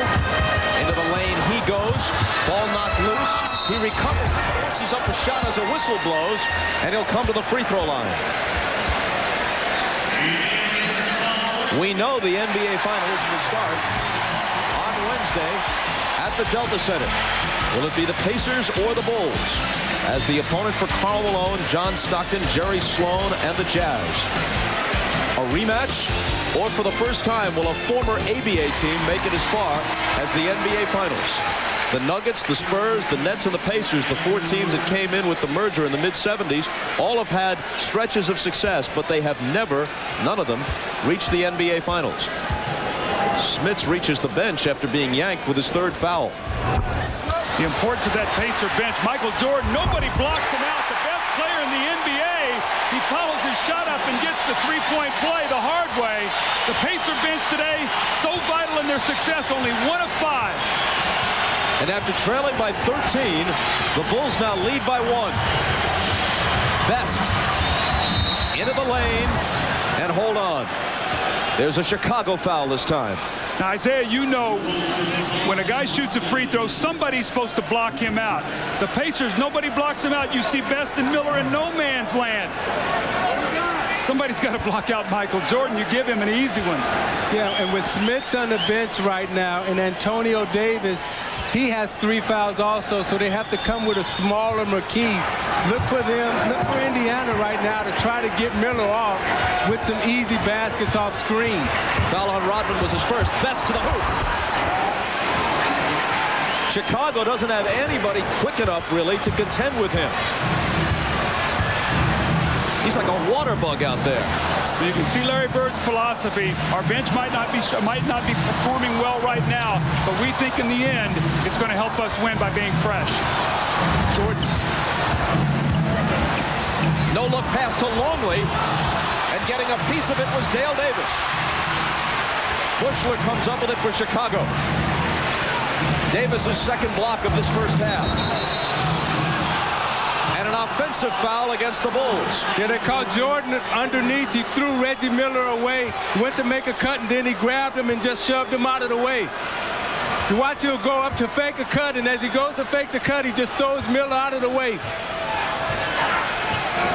And Jordan picks up his first. And Miller is very good at feeling pressure and reacting and forcing the official to call a foul. Best was fouled as he released the pass. Isaiah, the last possession, Chicago took a shot, and I looked up, and Jalen Rose was leaking out to the half-court line, as was Reggie Miller. All 5 Bulls were on the board. You got to have 5 guys rebounding. The Bulls are getting second shots. You can't worry about running right now. Yeah, especially when you're trying to win on the road. You got to pick up all the loose balls. Best misses, and the rebound comes to Bushler. Foul a moment ago was Kerr's first.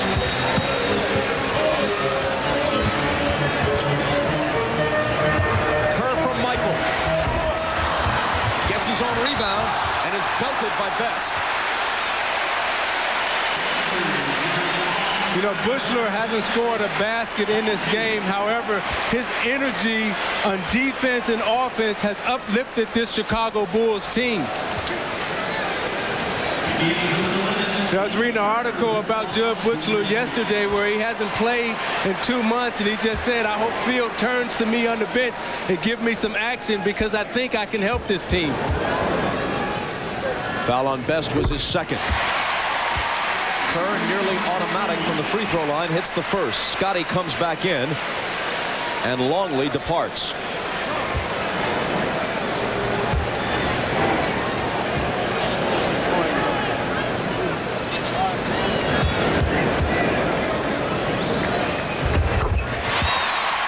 Them both.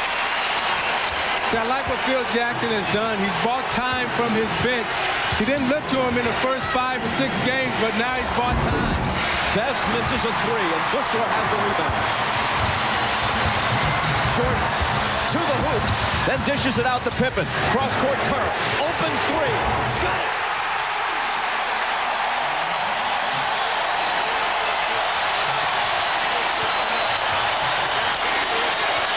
A 17-point swing since the first quarter. Chicago by 4.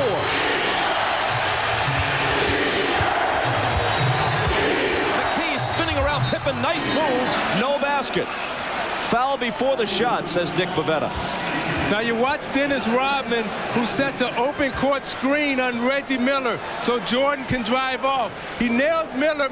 Miller falls down, is slow getting up, and they swing it cross court to Kerr, and he's wide open for the J. Miller is late in getting back, and he nails the three. McKee can't nail the free throw.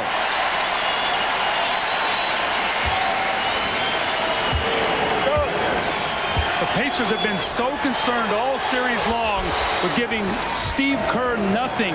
And today he's hit 2 big threes and gotten to the free throw line. And 8 big points off the bench now for Steve Kerr. Michael in the lane.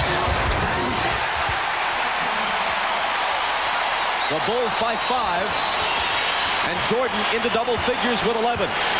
See, everything's open right now. The cuts are crisper. The passes are short and quick and tight, which allows Jordan room to move. Jordan up on Reggie. Working on him. Shooting it against him and getting the roll, but an offensive foul perhaps. They take the basket away. The Pacers thought they might have gotten a three-point play if the call had gone against Jordan, but no. You see Miller trying to draw the foul. Jordan is on him like a wet blanket. And Miller jumps right into him, creates the contact, and Dick Bavetta is right there to call the offensive foul.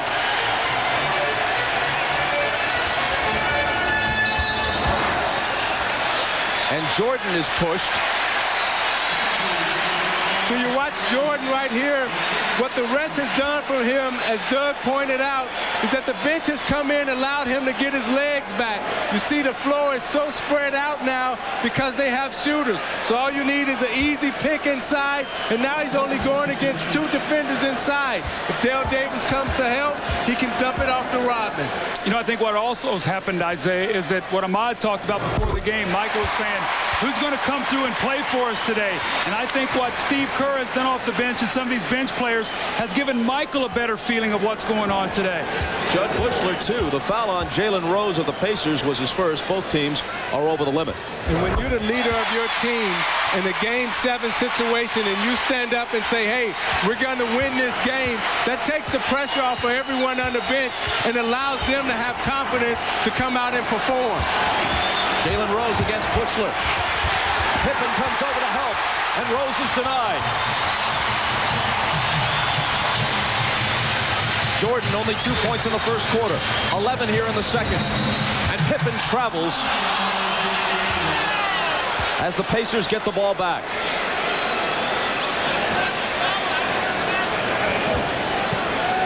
Chris Mullin, after a long stretch on the bench, is going to come back in for Indiana.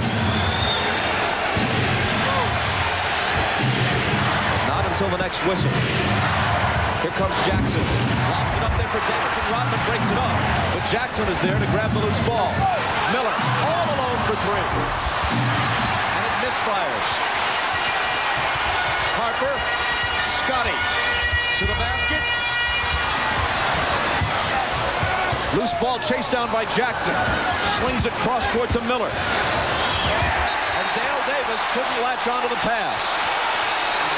But apparently Bushler touched it, and Indiana will have it when we come back.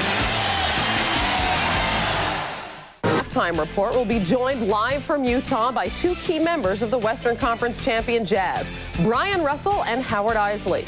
They await the winner of the Bulls and Pacers in the NBA Finals beginning Wednesday night in Salt Lake City.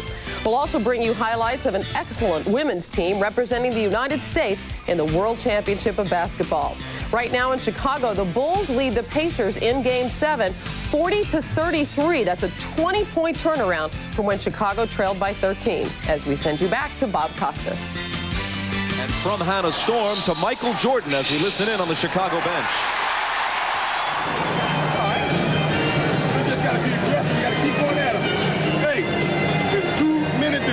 Seconds left in the quarter. Finish quarter strong.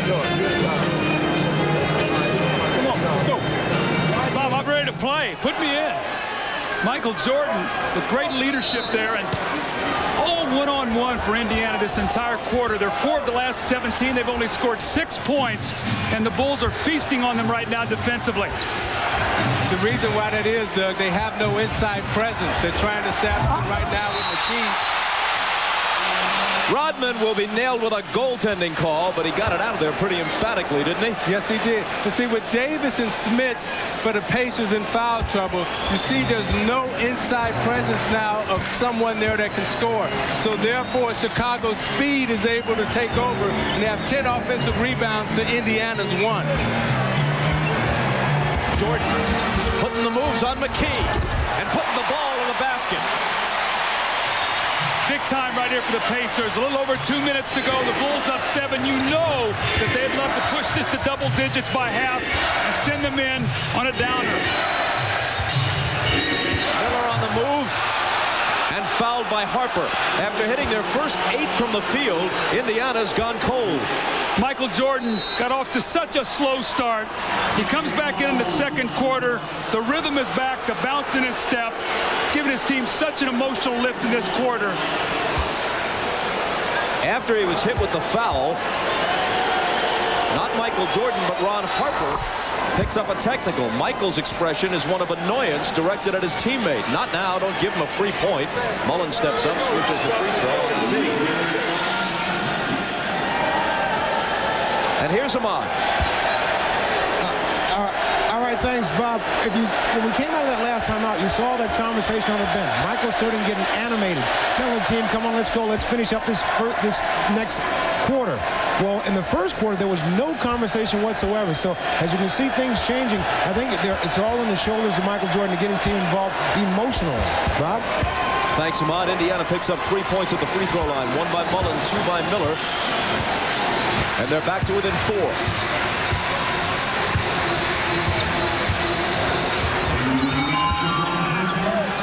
Jordan, McKee on him, Mullen on the double team. See, without Steve Kerr in the game, they can double team, and they don't have an extra shooter out on the floor. Pippen's 3 is off. Harper has it knocked away. Rodman recovers it and goes to the hoop.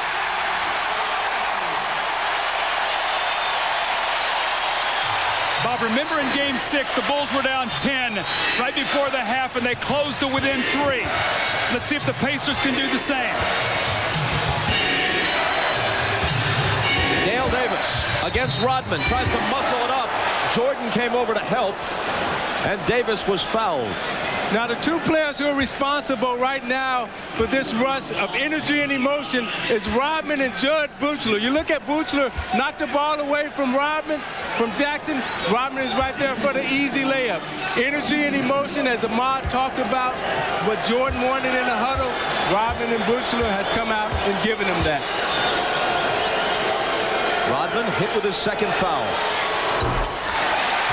But Davis isn't even close on his first free throw. Buechler goes out to a round of applause from the Chicago fans. He really did a job while he was in there. And Kukoc comes back in. And has no points to show for it. Those intangible things you do to help your team win, Bob. It's what's known as playing a good floor game. 1 of 2 for Davis.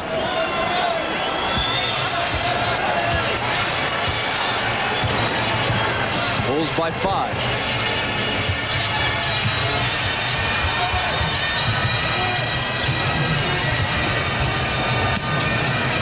Jordan with McKee on him. Michael into the lane. The follow. That doesn't drop, but then Pippen is there finally for the tip. Indiana has got to get on the boards. Remember we talked about in our open the offensive rebounds. The Bulls were 24-9 in Game 6 and lost. Today, that is the difference in the game right now because it's giving them multiple shots even when they're not shooting well. The ball is kicked out and the Pacers will have it. So you see Larry Bird sitting there, and he's just trying to weather the storm because he knows that with no Antonio Davis and no Rick Smits, they really have no inside presence, and he's just trying to hang on right now.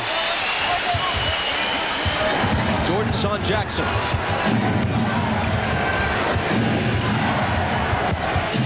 Miller, contact with Burrell, no call. Reggie fires and hits the 3. That was a huge no call because Reggie loves that move where he turns and tries to sweep the ball through you. That's a 3-point play. Cuts the lead to 4. Jordan on the move. Left hand. No. Rodman has it. Jordan can't hold on. Pacers will have a chance now as the game clock barely overlaps the shot clock to cut this to 2 or maybe 1 if they hit a 3. Reggie for 3 again. Good again. A 1-point game, just under 10 seconds. I'm running at Michael Jordan right now. Get it out of his hands. Michael against McKee. Finds Burrell, and Burrell with a huge hoop that beats the horn.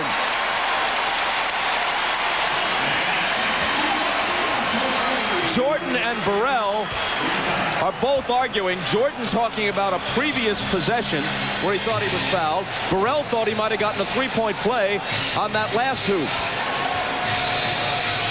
You see, Doug, you talked about going to double Jordan, but he's so smart, and he sees the floor so well. You see Burrell goes up, hesitate, takes the double pump, and the hit from Dale Davis, but they don't call a foul. And you see Michael Jordan going right at Hugh Evans, wanting a foul. He said, hey, I was going up, and he knocked it out of my hands. That was a foul. Whether it's Hugh Hollins or Hugh Evans, no matter the hue, the Bulls apparently are seeing red. Their lead is cut to 3. Stay tuned for the Prudential Halftime Report coming up after these messages. You're watching the NBA on NBC.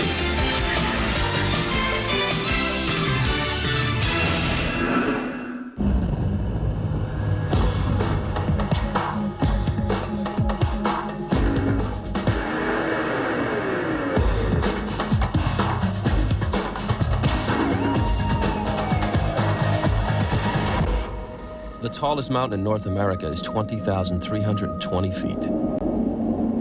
Cool.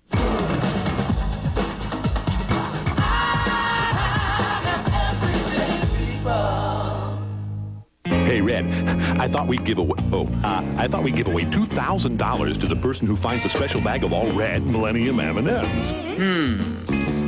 $2 million? What's that got to do with the Millennium? Believe me, they won't care. Tonight, the world is full of light, with suns and moons all over the place.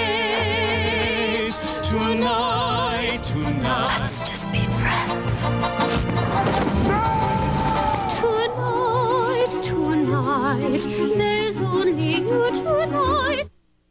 There are lots of reasons people miss their favorite NBC shows. Maybe you were a little distracted, or entertaining guests. Maybe you just got stuck.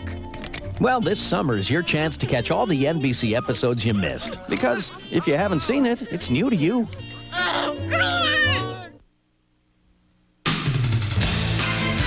This is the Prudential Halftime Report, brought to you by Prudential, bringing strength and stability to America's families through insurance, healthcare, real estate, and financial services.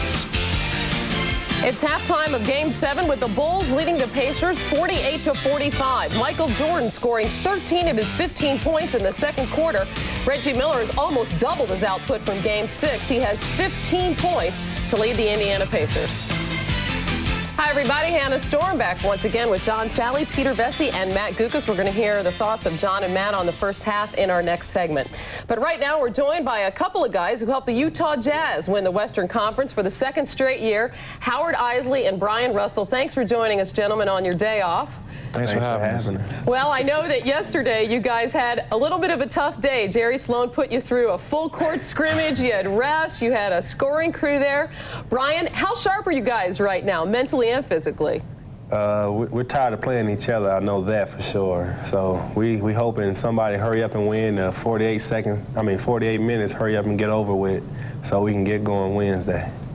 Howard, here's the quote from Larry Bird, which I thought you might find interesting. He said whoever wins tonight's Game 7 has a definite advantage in the first game of Utah. So he, like everybody else, is assuming you guys are going to be rusty. Do you buy that at all? No, I think the guys worked very hard this past week. We've been got out there very well in practice, and we got to get ready to go in Game 1. Brian, this is Pete Vesey. What was the most valuable lesson you learned in last year's finals? Something you might be able to implement this year? I got to stay in front of the person that I'm guarding. So particularly if it's Jordan. Yeah, of course. I gotta try to anticipate his move instead of just trying to reach for the ball all the time. Howard, what about you? I think the most important thing I learned is we got a lot more experience. We know what to expect coming into the finals, and we just got to get ready to play. It's going to be tough. Whoever we play, both teams are very good. Indiana's very physical. Chicago is a very good defensive ball club. We just have to be ready to go from jump ball.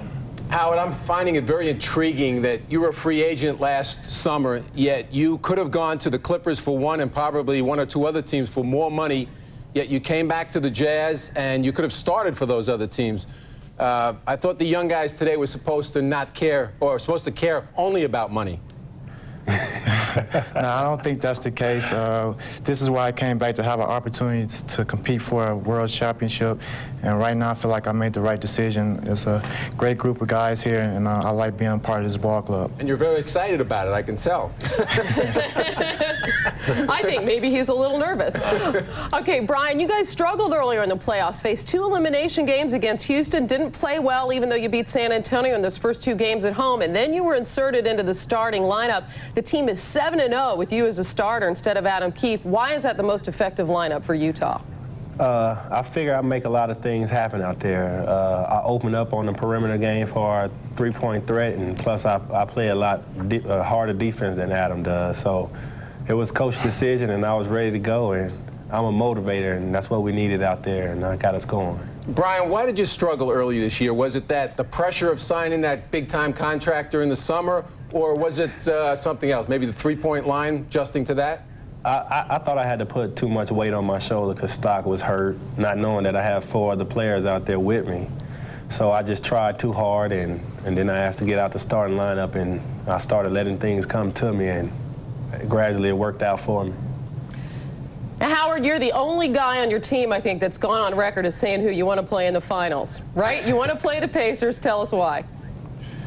I want to play Indiana because I have a high school teammate that I played with in high school, and I think it'd just be good for our team and their team, for his family and my family, if we could meet in the finals. So that's the only reason. I don't want to give any motivation to either team. I think it would just be good if we both had that opportunity. Guy by the name of Jalen Rose, you guys played in high school in Detroit. Brian, you guys glad the series went 7 between the Bulls and Pacers? Did we what? Are you glad the series went 7 games? Well, I wish it could have got over early so we can get going. I'm anxious to play, and the rest of the team is, and all we have to do is just wait now. But I'm glad it is now, so nobody get a chance. We get to see who pulls it out. It's do or die for either team. Well, it'll get going soon enough, Brian. We'll see you guys on Wednesday night, Game 1 of the finals. Thanks so much for joining us. And before we move on, we also want to wish a sincere congratulations to Karl Malone and his wife, Kay. They are the proud parents of a baby girl, Carly. She was born Friday night, their 4th child, weighing in at 8 pounds, 6 ounces, 20.5 inches. Pretty healthy numbers for maybe a future WNBA power forward. When we return, we'll talk about the first half in Chicago between the Bulls and Pacers. But first, a message from Prudential and a word from the NBA.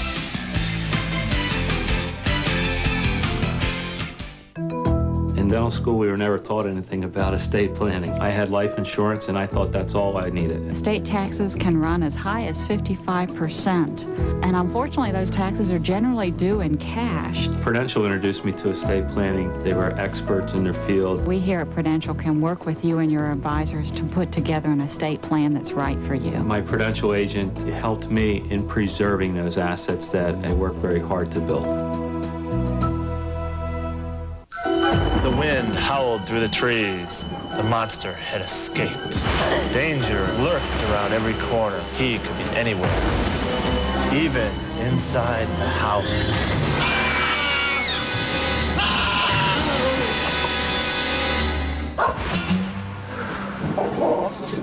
What happened to the monster? Let's read something else. Dad, are you scared? It was a beautiful day. Don't be afraid to read to your kids. For Johnny Miller, his path to the Hall of Fame began at the '66 U.S. Open at the Olympic Club. A teenage amateur, shots like this marked him as a star of the future as he finished ace in front of his home crowd. Now the U.S. Open returns to the Olympic Club. Golf's greatest championship begins June 18th on NBC.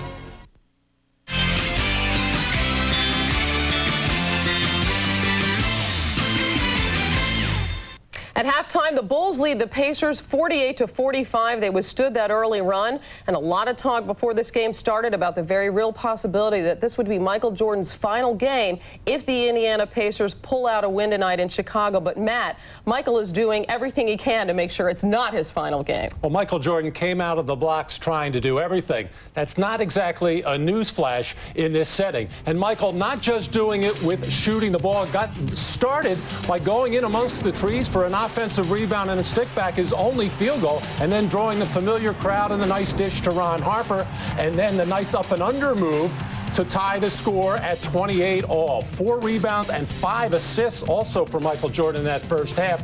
Now, Michael Jordan did expend a lot of energy in that first half, but he has worked very hard to get himself in this position. He's in fabulous shape. He can handle it. That's why Michael's so great, though, right? He makes everybody else better, and he can make himself better, too. He does it all.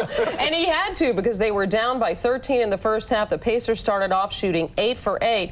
John, how did the Bulls get in that early hole, and then how did they climb out of it? Well, how they got in the early hole is they didn't start Dennis Rodman. They started Tony Kukoc, and Pacers kept going to Dale Davis, making him a scorer. Pete didn't even know the guy can score like that. Neither did I. But they brought Dennis in. He established the energy. He established the defense. He came in. He shut all that stuff down inside. Davis guys couldn't get going with Dennis. He's going to out-rebound him. He's going to out-hustle him.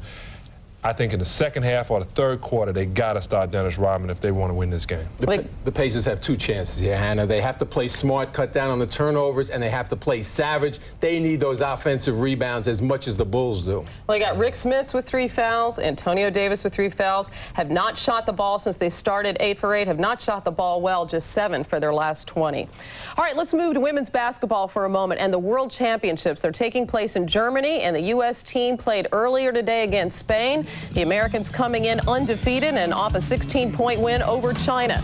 In the first half, Olympian Dawn Staley missing from long range, but Staley hustles for the rebound and hits on the drive. The U.S. badly out-rebounding Spain, 56-23. In the second half, Lisa Leslie of the WNBA's L.A. Sparks with the steal. She takes it all the way, finishes with a game-high 21 points, 12 rebounds, 4 blocks. The USA wins 79-68, facing Russia tomorrow in a game that will decide the top seed for next week's final round. And we have got coverage of the Women's World Championship of Basketball next weekend. We'll bring you a semifinal on Saturday at 1 o'clock Eastern and the final Sunday at the same time. Now, staying in Europe just a little bit west, there were no upsets today at the French Open. Among the seeded winners moving on, Marcelo Rios, who's now the favorite in the men's draw. And all the top seeded women who completed play today advanced, including Martina Hingis, Monica Seles, and Arantxa Sanchez Vicario. Our coverage from Paris resumes next Friday at 10 a.m. Eastern Time with the men's semifinals. The Bulls lead the Pacers by 3 in Game 7. We send you back to Chicago for the second half right after these messages from your local station. This has been the Prudential Halftime Report, brought to you by Prudential, bringing strength and stability to America's families through insurance, healthcare, real estate, and financial services. For years, English. Just before intermission, Michael Jordan 6 of 13 overall after a 1 of 5 start in the first quarter. Back with Doug Collins and Isaiah Thomas, Bob Costas at the United Center. Now, since 1982, when the Sixers won a Game 7 at Boston, home teams are 24-2 in Game 7s in the playoffs. But the Pacers are determined to make a game of this. They led by 13 at one point. Then after falling behind, they close it to 3 at the half. Bob, Dennis Rodman, a real key, came off the bench. The Bulls were down 20-8. This crowd was out of the game. He gave them a huge lift. The Bulls outscored him 40-25 with him on the floor. I thought he was the difference. Zeke. And when the Pacers lost Rick Smits and Dale Davis, when they went out of the lineup with foul trouble, it really hurt the Pacers inside. Smits must establish himself and get back involved in this basketball game. Which brings us to the Miller Lite halftime stats. Well, the real trend that jumps out of you for the Indiana Pacers, Reggie Miller off to a great start. You see he's 4 for 7, 3 of 3, 15 points. But for Chicago, look at the offensive rebounding, 15-1. That led to 15-1 second chance points. But more importantly, Bob, the Bulls shot only 38%, but because they got 14 more field goal attempts and 6 more free throw attempts, they're leading this game. And when you look at the Pacers, Reggie Miller has brought his A game tonight, stepped up with 15 big points. But the guy that you didn't see up there was Rick Smits. You look at Reggie Miller's shot chart. He's 5 of 7 from the field, even has 2 layups. That's difficult for Reggie Miller to get into the lane. Now, Michael Jordan started slow, but finished strong with 15 points. But the 2 people that you don't see up there is Jud Buechler and Dennis Rodman, who allowed Michael Jordan to go inside and get those 4 easy field goals. The 2 road teams that have managed to win a Game 7 in the playoffs since 1982 both did it in 1995. Houston at Phoenix, and Indiana was the other at New York. Phil Jackson told his team defensively they got to do a better job controlling the big men, especially Dale Davis, who's hurting him. Also, Reggie Miller getting too wide open coming off screens. On the offensive end, they said Reggie Miller has 3 fouls. What they want to do is post him up and go right at him. Now for the Indiana story, let's go down to Jim Gray. All right, thank you very much, Ahmad. Well, Larry Bird told his team they're very fortunate to be down by only 3 points. Very unhappy with the offensive rebounding, 15-1. Said 24 points coming in the paint against us on the defensive end is just unacceptable for the second half. He wants to keep Rick Smits and Antonio Davis in the game aggressively without picking up fouls. And finally, Mark Jackson gathered the group together and said, hey, guys, we're going to win this game. Bob? They start the second half with the ball, Jim, and it's Mullen bringing it out of the backcourt against the defense of Jordan. Puts it behind his back on it. Into the lane for Miller, and Reggie Miller with a little flip move brings the Pacers back to within 1.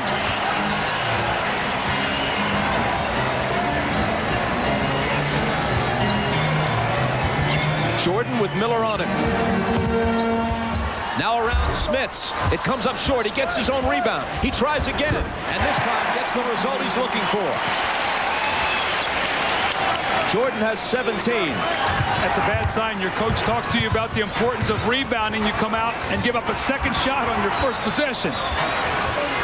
Miller has 17 for Indiana. He lobs it to Smits. Smits finds Dale Davis. And there's a Chicago foul. Well, Michael Jordan's going to spin in the lane, and you get people giving help, and you lose track of blockouts. But Isaiah said before, your guards must come back and rebound. One of the things with the Pistons, you and Vinny and Joe rebounded. You came back, and that helps your big people to be a good rebounding team. Jordan picks up his second foul, but if you're going to foul somebody, it might as well be Dale Davis, who with that miss is 1 of 5 at the stripe tonight. And Doug, what Indiana has to be very conscious of right here is they must stay in the game the third quarter, because Chicago has dominated this series in the third quarter, outscoring Indiana 157 to 130 points thus far. Davis doesn't make Chicago pay. Mullen collides with Kukoc. They let the contact go. Harper on the move, stumbling a bit. Kukoc hits from the head of the key. Well, Rick Smits only almost picked up his 4th personal foul against Ron Harper. That would have been deadly right there.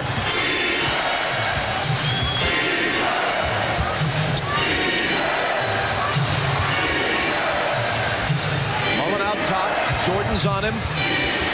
Deals it out to Jackson. 5 on the 24. Smits double team. Jackson will take a 3, and he'll put it down. Now Jackson lined that 3 up before he took it.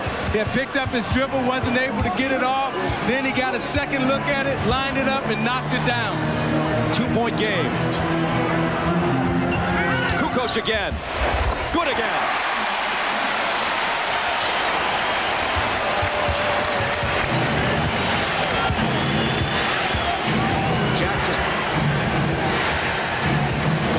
On Pippen. The floater won't go. Hit the back rim.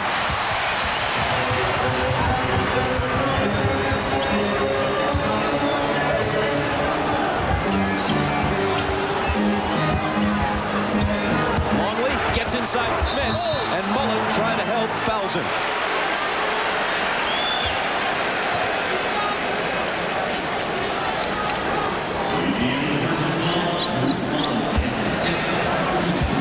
On the left, Commissioner David Stern and his wife Diane. And to the right, Rod Thorne, the guy who metes out the discipline in the NBA. Russ Granick, David Stern's top deputy, was immediately in front of Rod Thorne. There is Granick, who has some difficult days ahead trying to hammer out a new labor agreement. Luke Longley had been 14 for 14 in this series. That's his first miss at the free throw line. Gets the second one. Now, if you notice what Scottie Pippen is doing, he's taking a quick look over his shoulder to see where Reggie Miller is at, because he's trying to force Jackson away from Reggie Miller.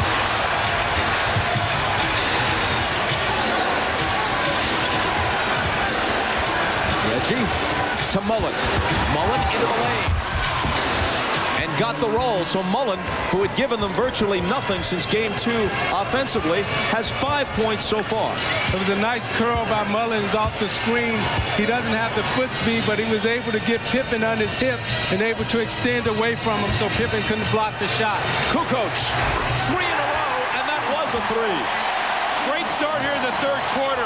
With Rodman coming off the bench, now Kukoc with a great third quarter. 7 quick points. Mullen has room and has the hoop.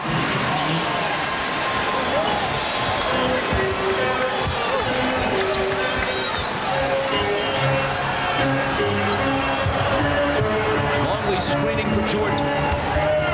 Harper into the lane. The little hook that rolls around and spills out. Hanging tantalizingly on the lip like a putt that won't drop. Miller, another 3. Got it again. What a great screen, though, by Smith. Scottie tried to get up to the inside. Smith adjusted his position. Reggie's getting a lot of open shots today. Now, you may ask why Mullen and Miller are wide open right now. That's because Smith and Davis are in the game. Pippen was surrounded and fouled. The foul is on Mullen. Isaiah, what you're seeing also here in this quarter is more movement. Reggie Miller off the basketball. They're screening. They're moving. In that second quarter, they got stagnant. They started playing one-on-one basketball. Jordan deals it out to Harper. Kukoc feeling it, and why not? His second consecutive 3. His 4th straight field goal of this quarter.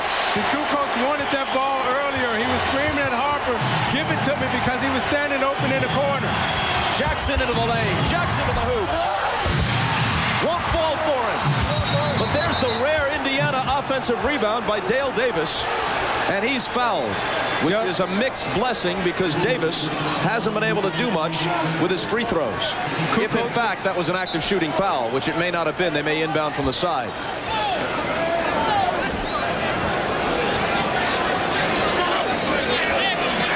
Longley hit with his 3rd. Miller with the left hand. Doesn't get the bounce this time. Here comes Kukoc, who's been all over this 3rd period, that time with a rebound. Jordan sees Mullen on him, immediately drives to the hoop. Smits comes over with the help. No foul call. Jordan gets it back, and now they blow the whistle. Mark Jackson picks up the personal, and we step aside for just a moment. Go to the playoffs, NBA.com. And in recognition of this look inside the game, Miller Brewing Company will donate $1,000 to the Thurgood Marshall Scholarship Fund.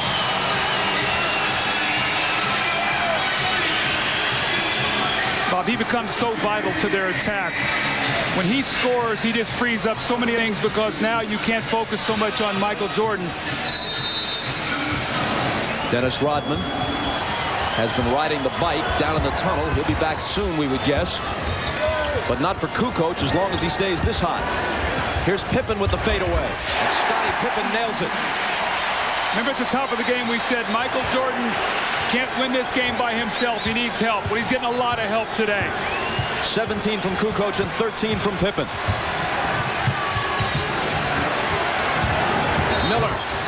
on the drive, and a foul is called. It'll be Indiana ball from the side, giving us a chance to check in with Jim Gray. All right, thank you, Bob. Well, Larry Bird during that timeout told his guys, you're right there on the cusp. Keep playing at this pace. He's very pleased with the effort. Likes the offense now where guys are setting screens, creating open shots. Defensively, he says they won't continue to hit at this pace. Bob? The foul on Harper was his second. Miller lobs for Smits, who's been rather quiet. Draws a double team, and Pippen, reaching in, picks up the foul. It's his third. So they got to get Smits involved right here. He's only taken 2 shots in this game, so they're trying to get him in the low post. You see Scottie Pippen come with the late double team, reaches in and gets called for the foul.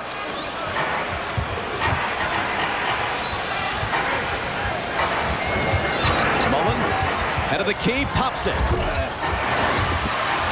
Loose ball battle, Longley claims it.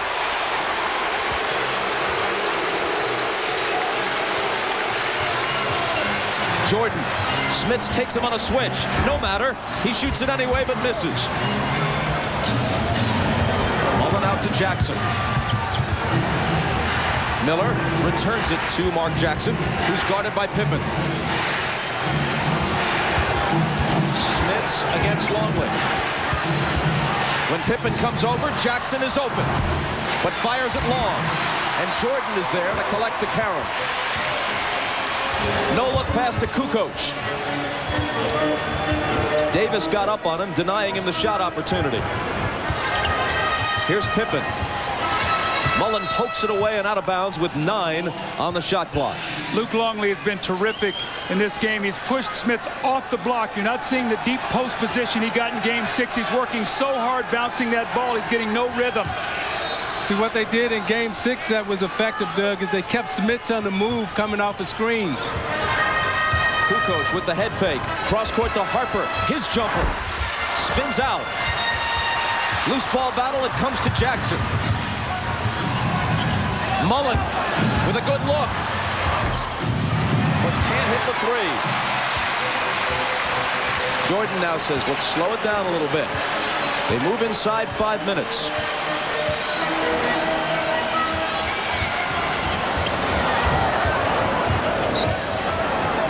Michael double teamed, returns it to Scotty. Now it's Kukoc into the lane and to the hoop, and he's fouled. Rodman's going to check in. Let's see for who. Kukoc has free throws to shoot. Harper is the guy who's pulled from the lineup as Rodman comes in. See, the Bulls have really gone big on the perimeter now. Kukoc actually playing at a guard with Scotty and Michael. Kukoc cans the first one. Next weekend, coverage of the French Open from Roland Garros continues on NBC. Friday, coverage begins at 10 Eastern, 9 Pacific. That's correct. 10 Eastern, 9 Pacific with the men's semifinals. Then next Saturday at 3 Eastern, it's the women's final. Next Sunday at 9 a.m. Eastern, the men's final. Then the French Open beginning Friday and continuing through Saturday and Sunday on NBC.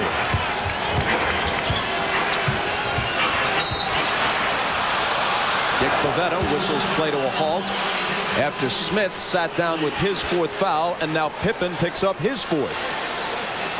The ball pressure today by Scottie Pippen is very reminiscent of the games 1 and 2. He's really working up the floor on Mark Jackson, making him use a lot of clock. And Bob, what you're seeing is he's trying to find out, Scottie Pippen, where Reggie Miller's coming off the screen and pushing Mark Jackson to the other side of the floor so he can't deliver him the ball. And you notice, Doug, when Scottie Pippen pressures Mark Jackson like that defensively, it usually struggles offensively. So let's make sure we take a look at that to see how Pippen plays down the stretch, to see if he's worn down any.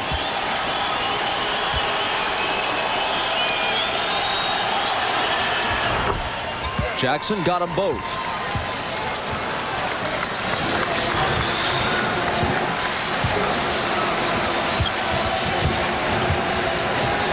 Pippen with Jackson on it. Scotty's jumper, no good. And the rebound grabbed by Antonio Davis.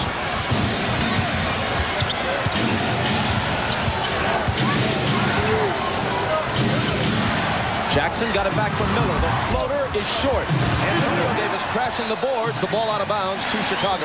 See, Luke Longley read Mark Jackson. He knows he likes to throw the floater to Davis coming open for the dunk.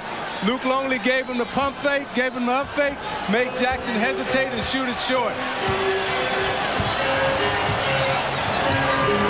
Kukoc has it knocked away and stolen by Miller. Foot race for Jordan. Reggie is fouled by Michael, who reacts with a disgusted display, thrusting both arms into the air. See, I think that time the foot speed of Michael Jordan caught Reggie Miller, and he just threw him off balance a little bit. He took a swipe at the ball, but I don't think he touched anything. He cut his feet, so he really couldn't extend and get up. So I think that was a smart play by Jordan. Just so the Jordan fans hold those cards and letters, I said it was a display of disgust, not a disgusting display. You see what he did right there? He just took the feet out from under Reggie Miller so he couldn't plant and jump. Now, with Kukoc's great shooting in this third quarter, it's still a three-point game. That's where we were at halftime. That's what Larry Bird is trying to continually tell his team. We're still in there.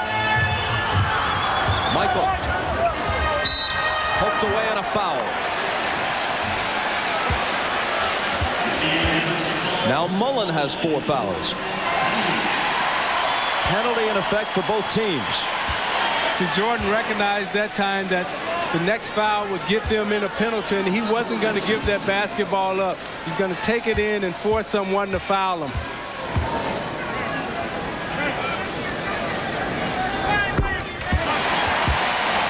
The free throw is his 18th point. Reggie Miller leads everyone with 22. Just as it was difficult, Pippen going out and Harper coming back in, to imagine the Pacers winning Game 6 with so little from Reggie Miller, and somehow they did it. How are they going to win Game 7 with Rick Smits giving them next to nothing offensively? Jordan misses the second one. See, Rick Smits in this series has only given them 10 points on the road, and at home he's given them 21. Offensive foul on Antonio Davis. He moved on the screen as Ron Harper shot through the top. And what you're seeing Phil Jackson here is Scottie Pippen has 4 fouls. He's giving him a rest. He's coming with Harper. What he'd like to do is then Michael finish out the quarter, bring Scottie in for him, and let him get a rest. That's number 4 on Antonio Davis. Lots of guys moving toward trouble as the fourth quarter approaches. Jordan double teamed by Mullen and Miller and took too many steps. See, every time Jordan gets the ball in a low post, Indiana is running a defender at him from the top, forcing Jordan to have to read the double team. They can get away with Harper out there, but not with Steve Kerr. Reggie, Harper up on him. Fades away from him and misses the 3. He was determined to do something on that possession.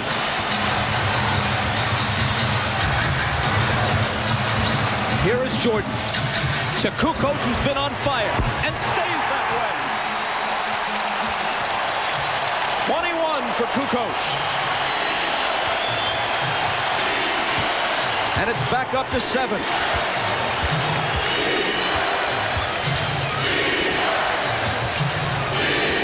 Miller's pass squirts through Mullen's hands. And the Bulls have it back. Jordan trying to split the defense, and there's an Indiana foul. It's important for Chicago to get some cushion so you can rest Michael Jordan. Michael has great confidence in Tony. He's come through in this quarter, hitting big shot after big shot. And this is what you have to do to defend your championship. 2 minutes and 17 seconds remaining in a third quarter that has belonged to Tony Kukoc. 5 of 5, 14 points. Brought to you by Miller Lite, who reminds you that whenever you feel good, it's Miller time. By Acura, the true definition of luxury. Yours. And by the irresistible taste that makes you say, did somebody say McDonald's?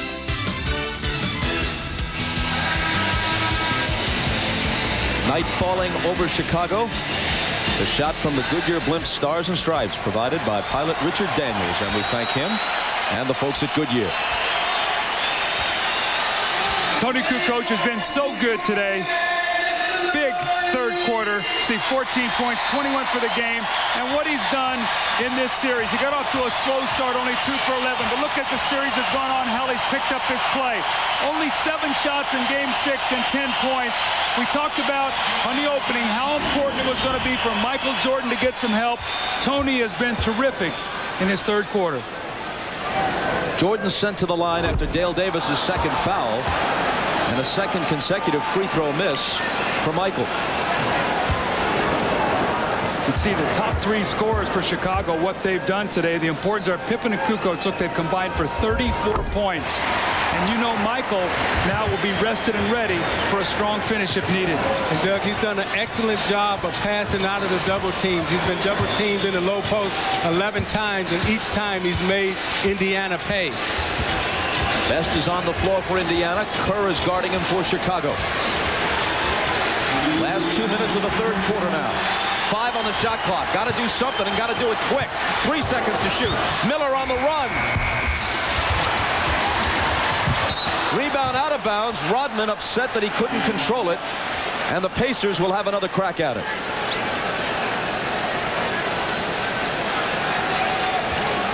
It's a very important time now. Indiana can't let this get away. Travis Best is getting caught with his dribble. Too much time being burned up off the clock. He's got to attack. Miller driving on Harper. Kukoc cuts him off. Nice pass inside to Dale Davis, who's wrapped up by Rodman. That's Dennis's third. Next Saturday at 1 Eastern on NBC, Lisa Leslie, Dawn Staley, and college star Shamika Holtzclaw lead the USA at the Women's World Championships of Basketball in Berlin. That's next Saturday at 1 Eastern on NBC. Doug, I've noticed in this series that one of the reasons why Travis Best dribbles the ball so much is that he has a hard time passing off the dribble. Mark Jackson can pass off the dribble. John Stockton can pass off the dribble. But when Best makes the pass, he's got to pick it up and pass it with 2 hands. Dale Davis hits that one, making him 2 of 8 at the line tonight.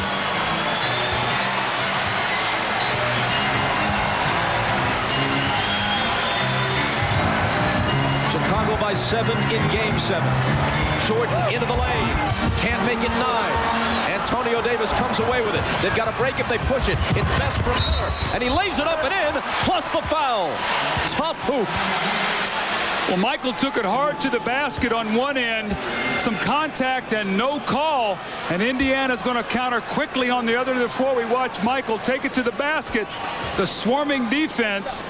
The Pacers come up with a loose ball. Reggie gets it to Travis Best, and we know he can finish. This is reminiscent of the finish of the third quarter he had the other night when they were down by 6 points, had a 7-0 finish to take a 1-point lead going into that fourth quarter of game 6. He's been shooting 90+ from the free throw line in the playoffs, but missed that one, failing to complete the 3-point play. Bulls by 5. Kerr to Rodman. Looking for the cutters. It's Michael. Off the back iron. Rodman grabs the rebound, but there's a push. And Rodman now has 4 fouls. They caught Rodman pushing Dale Davis in the back with 2 hands. As the shot went up, Rodman pushed Davis in the back. And the back official and Bavetta caught it underneath. They'll let you get away with the forearm, but when you take both hands and extend them, they see that that's an automatic foul. Both teams over the limit, but again, it's the dreaded Davis at the line. Dreaded in this situation from Indiana's perspective. And that's why.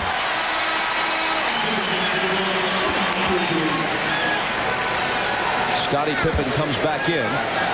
Michael Jordan for a breather with 58.5 seconds to play in the third quarter. If this game is close in the fourth quarter, can you keep Dale Davis in?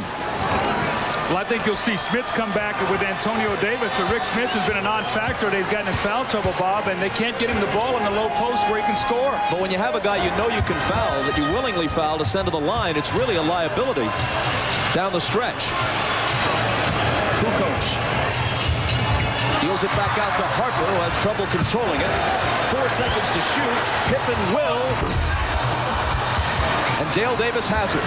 Get a quick 2-for-1 here. They're going to call a set play and go for one shot. They love to have Reggie come off a double screen up here at the top and flare for a 3. They can cut it to 2 or maybe 1 if they connect on a 3 here. It's Best driving on Kerr. Back out to Antonio Davis. 4 seconds to shoot. Does Best know that? McKee does, but it's short. Kukoc has it. 7 seconds to get off the quarter's final shot. Steve Kerr, long 3. And it comes up way short. The Bulls led by 3 at the half. They tack a point onto their lead in the third quarter. Final 12 minutes of regulation coming. The Pacers and the Bulls separated by 4 points. We're back after this from your local station. You're watching the NBA on NBC. The National Basketball Association may not be retransmitted, reproduced, or rebroadcast without the express written consent of the NBA.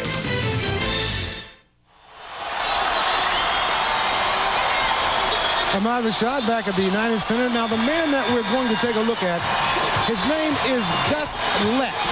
He is Michael Jordan's confidant, his friend, and his father figure. Michael told me that since the passing of his father, Gus Lett has been the man that has stepped up into that role. Gus has been battling cancer, hasn't been out to come to any games. But tonight he came, surprised Michael for a lift, and it's a lift for Michael just to see Gus here, and hopefully it will have something to do with the outcome of the way Michael plays in this game. But whatever happens in the game, we're all happy to see Gus here at the game. Bob? Sure are, Ahmad. The fourth quarter begins with Michael Jordan still on the Chicago bench. They'll open with Longley, Kerr, Pippen, Bushler, who contributed 4 rebounds in 8 minutes to the big second quarter stint, and Rodman. Smits, Jalen Rose, Antonio Davis, Derek McKee, and Travis Best on the floor for Larry Bird. So Reggie Miller is on the bench as the fourth quarter begins. But not for long, you can bet. Longley pops out, gets the pass, misses the jumper. Antonio Davis picks it up. Pacers down by only 4. Without Tony Kukoc, where would the Bulls have been in that third quarter?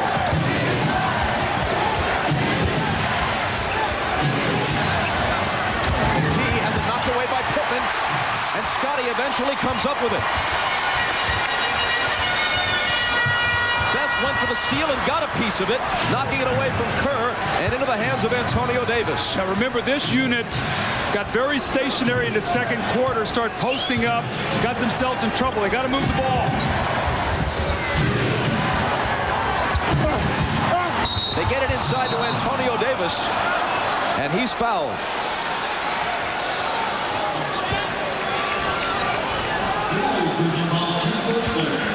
It's going to be a one-shot foul. He was not in the act of shooting, so the Pacers will take the ball.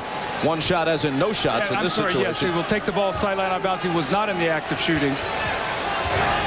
Now, Larry Bird is comfortable with the position that he's in right now because Indiana has dominated the fourth quarter in this series thus far. That's 5 on Rodman. He's got 5. Pippen has 4. Mullins, Smits, and Antonio Davis all have 4 for the Pacers. You see Davis trying to establish low post position on the box, and they call the foul on Rodman. It's a lot of contact right there. Jordan's a little disappointed in that. Knows that Rodman has picked up his 5th foul, and the Davis boys have been punishing whoever is on them right now, which Dickie Simpkins is guarding Antonio Davis right now. Simpkins making an appearance in the fourth quarter of a close game 7. Not what Phil Jackson had in mind. Rose double pumps, hits, +1. Be interesting to see how long Phil Jackson stays with this lineup. You've got Scottie Pippen on the floor with Longley, Bushler, Simpkins, and Kerr. Not much offense. You want to buy some time now for Michael Jordan, but you don't want to lose the lead that you've worked so hard to build up. See, this is where Chicago misses a Jason Caffey. He would come in right now, give him some energy. He can bang bodies. Now they have to go to a Dickie Simpkins. No three-point play as Rose's free throw is long. A lot of missed free throws here, Bob. That's 17 for 29 now for the Pacers. They've been shooting 75% in this series. Kerr with Bushler screening for him. Now Judd has it up top. Scottie Pippen. Back out to Kerr for a good look. He misses it, though. Loose ball, fought for. Going to the floor is Antonio Davis, and the Pacers now can tie it.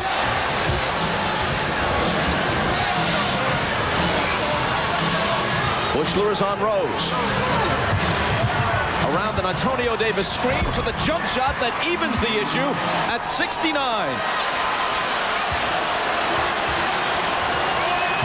Chicago once led by as many as 8. In the first half, Indiana was up 13. Who is going to score for the Bulls with this lineup?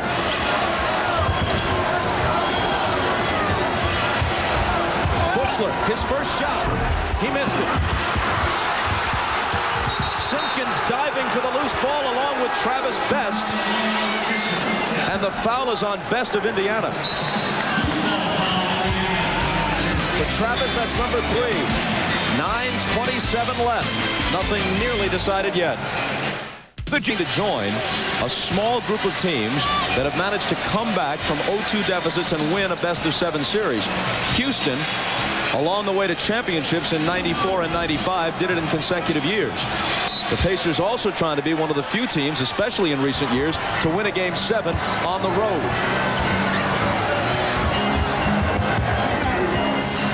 Longley. Back to Jordan. Jordan spinning, twisting, looping one up there, no good. And finally a whistle stops play as the ball goes over to Indiana. Today, Michael Jordan now 7 for 19 from the floor. Scottie Pippen 4 of 15. So the guy who's really kept him in this game offensively has been Tony Kukoc. And what Michael Jordan is thinking right now, he knows that he only has one more energy burst. And when does he put it on? Did he put it on 7 minutes, 5 minutes, 4 minutes, 3 minutes? Kerr fouled Best, and for Kerr, that's 3. That's also 14 fouls, so the next one, the Pacers will be shooting the rest of the way. That could be an important stat as we close up this game. And the Pacers have only 1 team foul with 9 minutes left. Smits backing in on Kukoc for the jumper. It rolls around and drops home, plus you can tack a foul onto it. See, there's no resistance from Kukoc. Smits was able to get the ball back down, and as he spent into the lane, Kukoc reached in. You see him establish the position. Now he'll take 3 dribbles, get his feet together, and Kukoc reaches in, tries to slap down. Smits goes to the line for the possible 3-point play. Which he completes. Indiana's on an 11-0 run, and they lead it now by 3. Jordan, meanwhile, has missed his last 5 shots.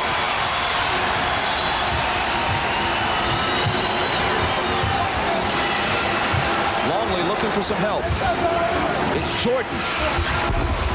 6 in a row have gone awry for him.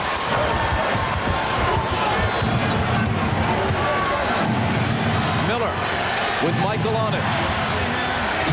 Kukoc is playing Smits. Drop that ball in the post and get out of his way. They do, but this time he can't convert. Antonio Davis over the back of Luke Longley. And that's 5 on Antonio as we go to Jim Gray. All right, Bob, during that last timeout, Larry Bird let his 2 assistants, Dick Harder and Rick Carlisle, talk the entire time. What Bird did is he drew eye contact with each guy who was going in the game, looked him each in the eye, said no words until the very end. He said, guys, this is what we're playing for. Bob? Kukoc to Jordan. The Bulls playing for a 6th title. Pacers playing for a first ever trip to the finals. 7 misses in a row for Jordan, but not 8. offensive rebounds, you play the great initial defense. Remember what the first half was about, 15-1 on the offensive boards. Now, can Jordan keep this energy burst going for the next 7 minutes, because he's decided to put it on right now. Plus, he's got a guard, Miller, who swings it back to Smits, driving on Kukoc. Contact, and the foul will go on Tony. Michael working so hard in the post, he fades away, he doesn't get a shot, he sort of short-armed that one. Longley tips the ball to Michael, then you see the strong effort to finish it up. For the next 7 minutes and 37 seconds, the Pacers go to the line on any foul, including this one, with Smits shooting 2, trying to add to what is now a 1-point lead. It rattles in and out. Bob, the interesting thing to me, the last 3 possessions, Tony Kukoc has been playing Rick Smits. Longley's been doing such a great job, and Longley's not in foul trouble. He only has 3 fouls. And if the Pacers lose this game, Doug, they'll be able to go back and chart it right there at the free throw line. They survived a lot of missed free throws in their Game 6 win. We'll see what happens tonight. Jordan to the hoop. And he'll come to the foul line after an explosion to the basket. He can't do that as often as he once did. He can't do it throughout the game. But when he needs to, the explosion is there. Bulls get Rick Smits involved in pick and roll. He can't jump out there to stop it. The Bulls know it. Look, he can't move his feet. He opens up, and he ushers Michael right to the basket for the dunk. So look for the Bulls now to get Rick Smits involved in as many plays as possible where he has to move his feet. And see, Doug, the great players have an understanding of the game and where to pick their spots and how long they can sustain that rush. Jordan with 24. The Bulls up by 1. Longley back on Smits. Smits shoots over him. And another chance for a 3-point play as Longley picks up his 4th foul. So you watch Smits fighting Longley in the low post. He gets his balance, and he takes the dribble, makes Longley move. Longley gets the elbow extended, pushes him off. Dick Bavetta is underneath, blows it, gives him the possible 3-point play. Derek McKee in the game. Why is he in the game? A fresh defender on Michael Jordan.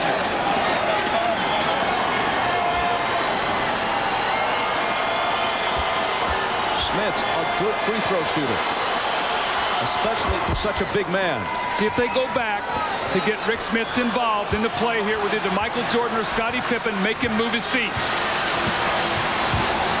Clock winds down towards 7 minutes to play in the 4th. Ball out of bounds to Chicago.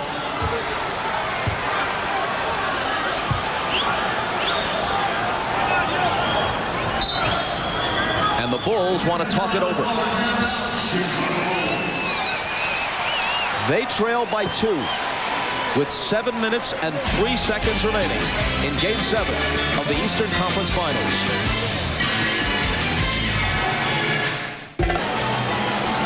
Lots of ways to measure the pressure of a Game 7. Here's one of them. Both these teams shooting 75% from the line through 6 games. Each has missed 13 free throws tonight. Now, admittedly, 10 of Indiana's free throws have been taken by Dale Davis, a poor free throw shooter under any circumstances. He's missed 7 of those 10.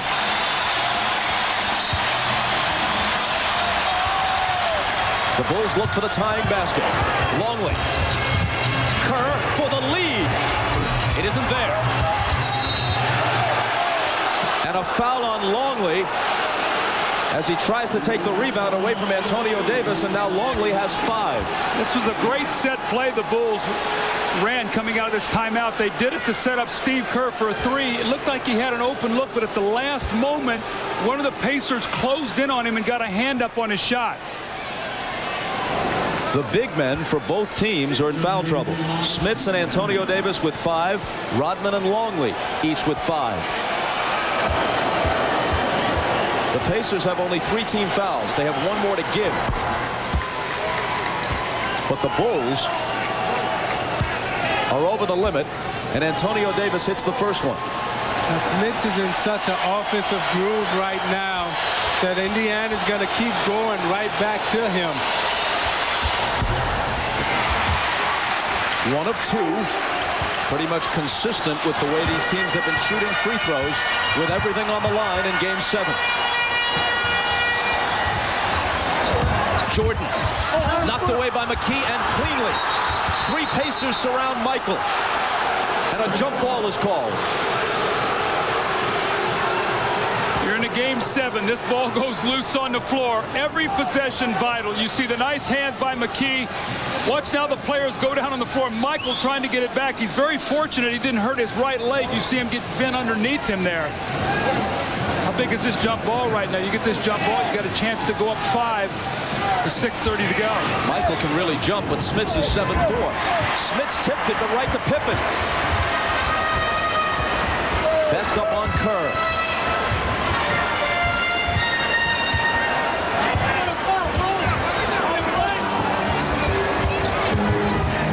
Michael, head fake on Smits, into the lane against 3 defenders. Can't put it down. Loose ball tipped out to Pippen. Kerr can tie it, and does.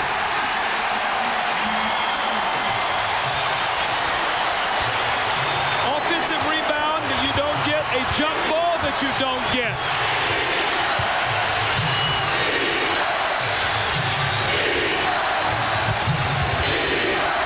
Antonio Davis gives the Pacers the lead again. I don't think you're going to see any flopping fouls in this last 6 minutes. The referees are going to make you earn it now. Game 7, nothing's going to be easy. Well, there was a no call because Pippen was inside the dotted line area. Jordan to the hoop. And an Indiana foul.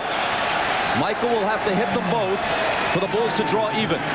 Steve Kerr spotting up. He's been big today. This is his 11th point of the game. And that's a huge shot because you give up a jump ball and you also don't get an offensive rebound. And now the give and go, Tony Davis on the bank shot. And Zeke, a good call. He was in the dotted area. Now, Doug, Jordan turned on the Jets. 8 minutes to go. And let's see if he has enough to continue down the stretch because he's really going hard and they're really putting a body on him.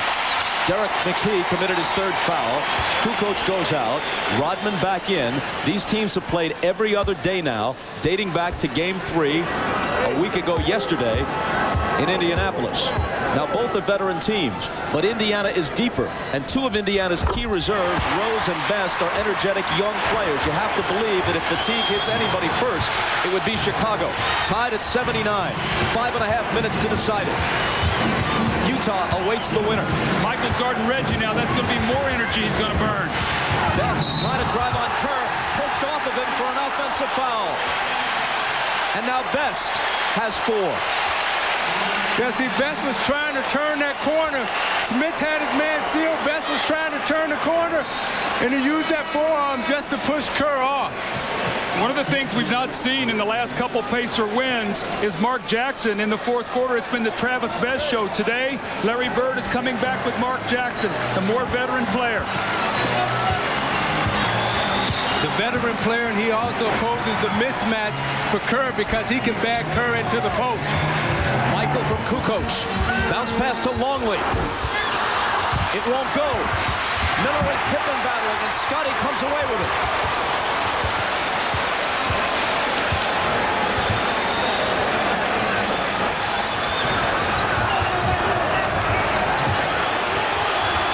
Pippen. Chicago leads it, 81-79.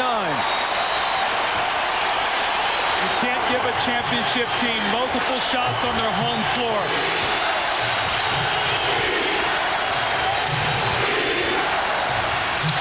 Derek McKee slides to the foul line. 10 on the shot clock. Looking for Smits, who goes to the floor to try to recover it, but his saving pass is stolen by Kukoc.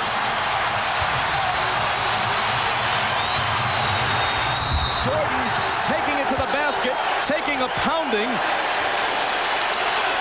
Players spilling all over the floor, and Jordan coming to the free throw line.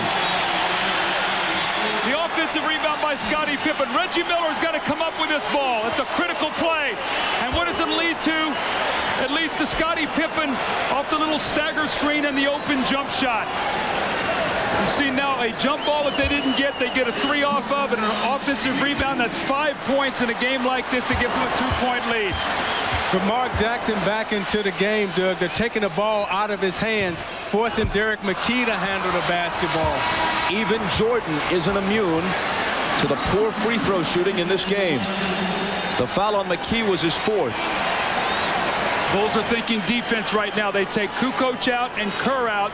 Their 2 best perimeter shooters, they come in with Rodman and Harper. Now what that means, Bob, is on the offensive end of the floor, you can give more help and make Harper make a shot.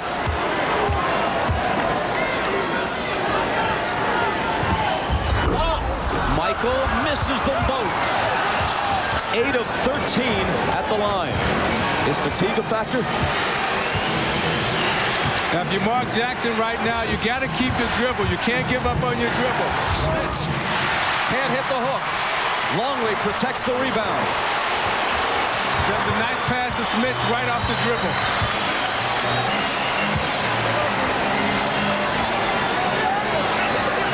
McKee draws the defensive assignment on Jordan. Smits coming over with help. 5 on the shot clock. Michael dumps it off to an open Longley. And the Bulls have a little bit of breathing room. Ahead by 4.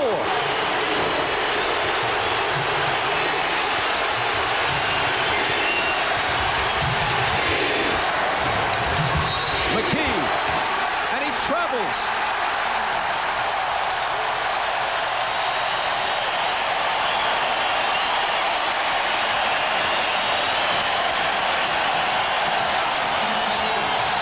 Timeout with 3:16 left. Bulls going for championship number 6. So with a 6th man, the crowd now on their side. Championships are all about trust. Trusting your teammate. When you get double teamed, you give the ball up and you say, you got to help me. Michael Jordan spins. He finds Luke Longley. Luke hasn't been the man now shooting it, but he knocks it in, and Michael Jordan on his way back points and said, I'm going to need you, and all of you to help us win this game today. And during the last timeout, still encouraging his teammates, still talking strategy. You remember how he gave it up and willingly, in fact, predicted it in the timeout. In the waning moments of Game 6 of the finals last year against the Jazz, gave it up to Steve Kerr for the championship winning shot. Here's Kerr on the move. Longley trying to bounce it to Rodman, but Miller picks it off. Now Reggie Miller has to get involved right here. Smits sandwiched by Pippen and Longley and fouled. Tonight on NBC's Dateline Sunday, a shipwreck leaves millions in gold lost for over a century. Can the man who dedicated his life searching for it find it? We'll find out later tonight on Dateline. That follows the game. Scottie Pippen just picked up his 5th.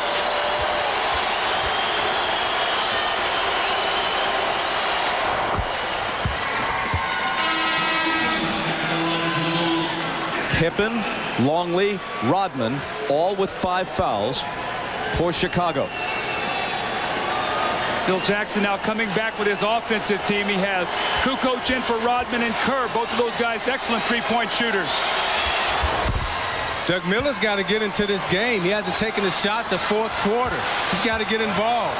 He hasn't scored since 3 minutes and 30 seconds remained in the 3rd quarter. He's stuck on 22 points. 2-point Chicago lead. Michael Jordan. Every time he takes it to the hoop. Every time just about anyone does. They pay for it. Michael Jordan's got the adage now, I'm not going to settle for this outside jump shot. I'm going to take it to the basket. And Indiana staying true to their philosophy. They're not going to give up any layups. See, the great players understand their bodies and they understand their energy rush. Jordan's going to the basket right now, not necessarily looking to score, but to absorb the contact and go to the free throw line. He increases the lead to 3. Each team has 3 men with 5 fouls. We mentioned Longley, Pippen, Rodman. Antonio Davis, Derek McKee after that last personal, and Rick Smits all with 5 for Indiana. Rodman back in now for Kukoc, so you're going to see the offensive defensive substitution every time there's a dead ball in the last 2.5 minutes. Michael gets them both. 28 points for Jordan. Jackson out of the backcourt. Harper with him. Jordan on Reggie. 10 on the shot clock. Jackson driving on Pippen, dealing out to Miller. Big three, won't go. In fact, an air ball, but it looks like a perfect pass to Antonio Davis. Again, a 2-point game. Pippen driving, throws up a little hook. It bounces home, plus a foul.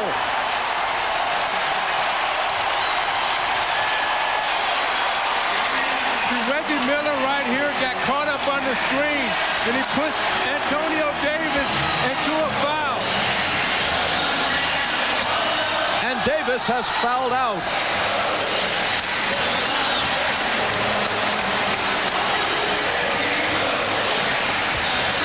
Serenaded by Ray Charles with Hit the Road Jack as he takes his seat. See, he's upset right now because he knew he wasn't supposed to pick up that foul.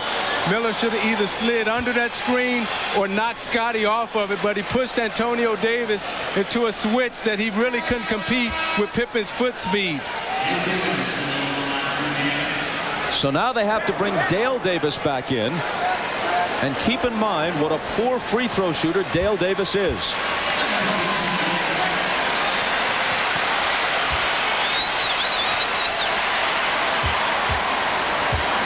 Pippen trying to take the lead to 5, which he cannot do. But Jordan outbattles 2 Pacers for the rebound. And now he'll take some time off the clock. Michael's going to open the court here and attack.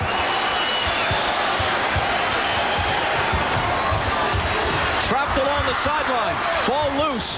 4 seconds to shoot. Pippen got to get it off. Beat the shot clock but missed it long. And the ball went over the top of the backboard as it caromed off the rim, and so the ball is given to the Pacers out of bounds. See, Bob, what happened, though, that offensive rebound gave the Bulls 24 more seconds to burn up off the clock. They're going to run a curl and try to post Rick Smits. They look for Smits, and Harper deflects it and comes up with the steal.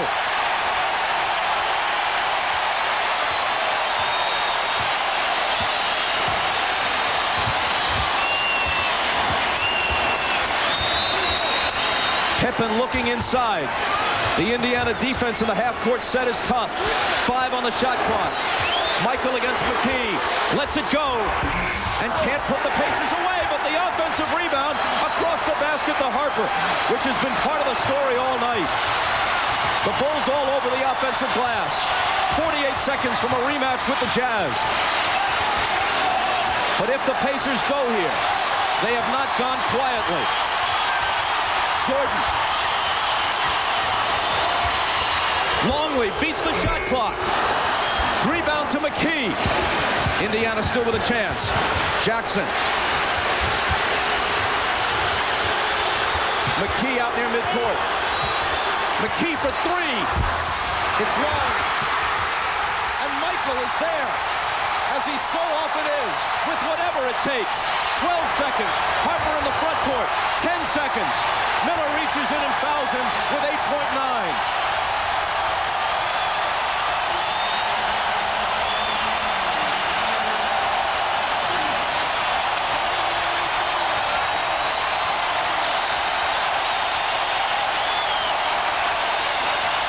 It appears the Bulls will survive the Pacers.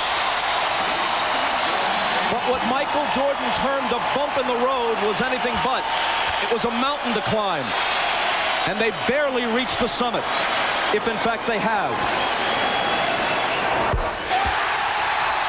5 points with 8.9 on the clock.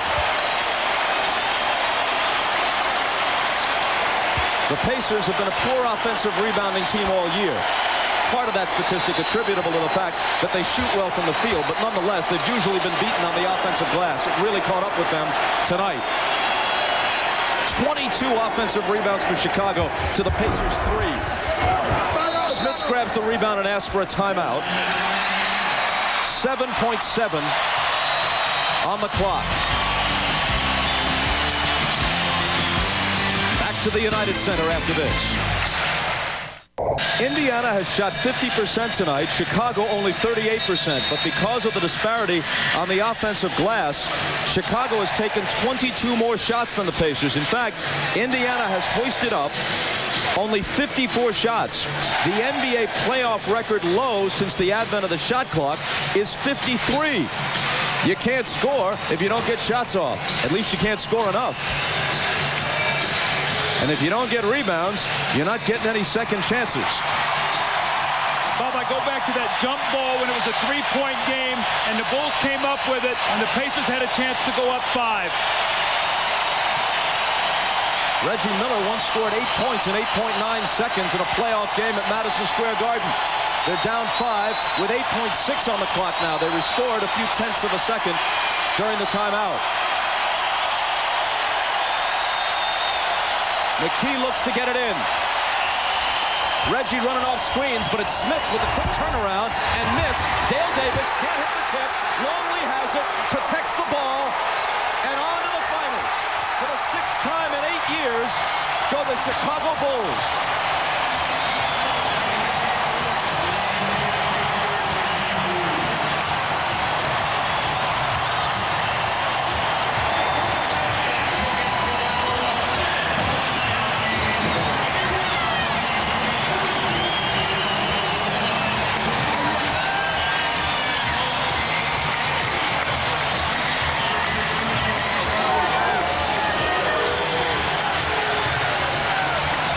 Michael Jordan is with Ahmad Rashad. All right, thanks, Bob. Michael, in all the championship runs, I don't think that you have had as much concern over a victory than you did tonight. Hey, man, this team is real tough, as you can see. I mean, we had to fight for everything that we got. And, you know, we had some key plays from Judge Bushler. The Judge came in and gave us some great minutes. Steve Kerr got us back in the game in the first half. And I think that's where we really, you know, momentum-wise, started to pick things up. When we first came out, I could sense everybody was a little nervous, a little tense. But somehow when we got back in the ball game, we knew we were in a fight, but we knew we had a chance too.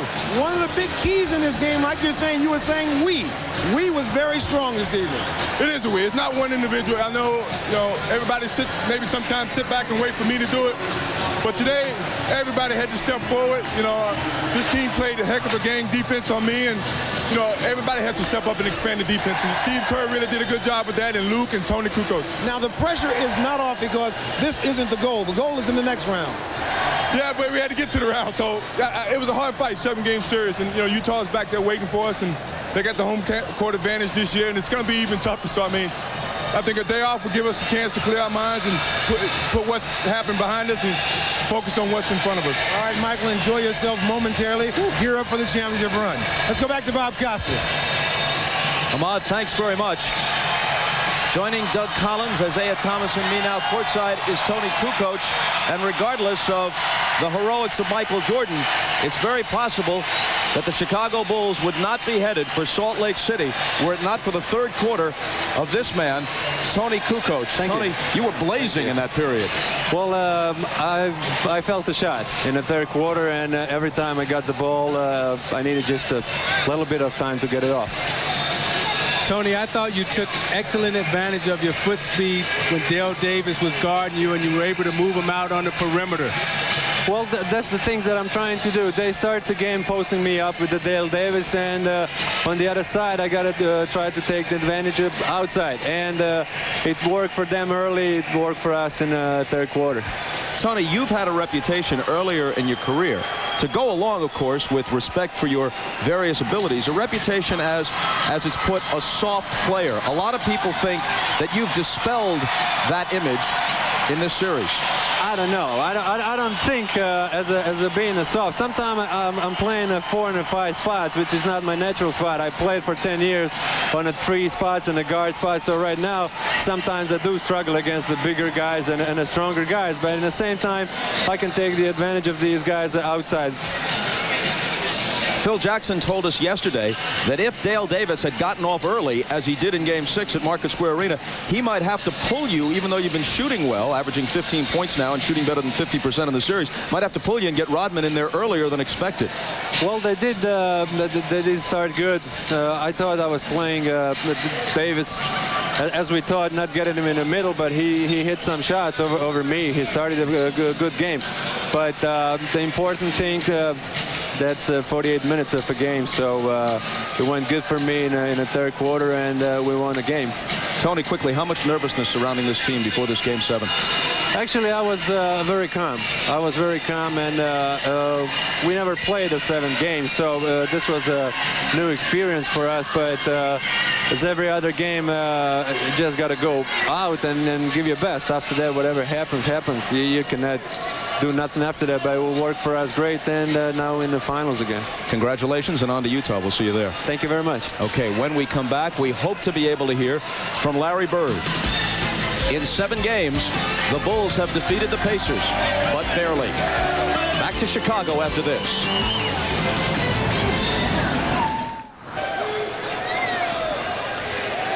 So the home team wins every game of this best-of-7 set between the Bulls and the Pacers. It'll be Utah that'll have home court advantage this time in the finals, so the Bulls will have to win at least once on the road if they hope to become a 2-time three-peat champion and win their 6th in a row overall. Last year, the Bulls won in 6, but look how close all the numbers were, and except for Game 2 here at the United Center, 3 defeats suffered by the Jazz were all very close, essentially in Chicago's final possession. Let's take a look at some of it, and I'm sure most of you remember almost all of it. Game 1 ended with Michael Jordan besting Karl Malone and the Jazz with this jumper. Brian Russell trying to defend him one-on-one, and Michael wins it at the buzzer. Down 0-2 coming home, Stockton to Malone was the remedy, and the Jazz won a couple in a row, evened it at 2. Then in Game 5, Michael, with a fever, suffering from a virus, feeling terrible, somehow comes through with 38 points. They take a 3-2 lead home, and then it's Steve Kerr when they chose to double Michael. Michael found Kerr, and Kerr hits the championship-winning basket at the end of Game 6. Malone is denied, and Chicago wins its 5th championship. This year, the Jazz convinced that they can play with the Bulls, beat them in their only 2 meetings, once here and once at the Delta Center, almost identical scores. So you have to believe that with home court advantage, with 9 days of rest, with the knowledge that they were so close last year in the finals and beat them both times this year, that the Utah Jazz enter the final as confident as you can possibly be against the 5-time champion Chicago Bulls. This is the schedule beginning Wednesday, the 3rd of June at the Delta Center. After the first 2 games, we come to Chicago for games 3, 4, and 5 if necessary. If a 6th and 7th are required, they'd be played at the Delta Center on the 14th of June and the 17th of June. Jim Gray now is with Larry Bird. Jim? All right, thank you very much, Bob. I'm here with Larry Bird. Larry, 22-3, the offensive rebounding. They had multiple opportunities. Well, obviously, is that the difference? Well, that plus we got in early foul trouble, a lot of whistles early, and put us behind the 8 ball, and we just didn't do the things necessary to win the game. We had them right where we wanted. We wanted to stay close, and just knew that Smiths or Reggie would come through for us, but you know, there's just not much we can do when they beat us on the boards like that. Larry, you'd said before the games that you weren't into moral victories. What did you tell your team right there? Well, they're good enough to beat Chicago. I knew that all year long.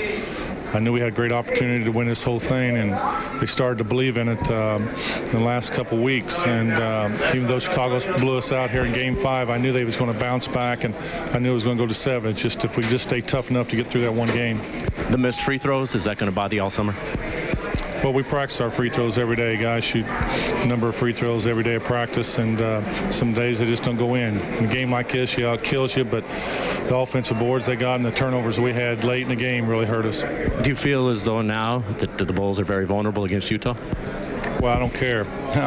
They beat us, and I felt we had a great opportunity to defeat them. I knew at the end of the game if Michael got the ball, he's just going to drive in the middle every time to get the calls, and he got them, and it really hurt us. Larry, we appreciate you coming out. Thank you. All right, Bob, let's send it back out to you. Jim, thanks. Prior to this series, the Pacers may not have had much of a national identity, but they always meant a whole lot in the basketball mad state of Indiana with their 3 ABA championships. Now they have something of a national profile, and in a sense what they did here, although they came up just short, what they did here was for Mel Daniels and the late Roger Brown and Freddie Lewis and Bob Nedelicki and George McGinnis and all those folks who wore the Pacer uniform with pride, whether it was a brown ball or a red, white, and blue ball. They made Michael and the Bulls sweat for everything here. And now, barely, they move on against the Utah Jazz. The finals kick off this Wednesday at 9 Eastern with that rematch.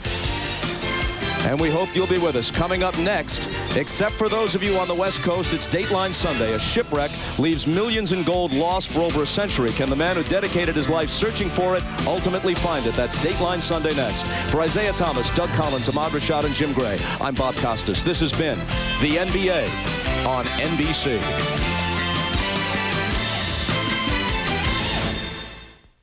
The 2000 Olympic Games in Sydney.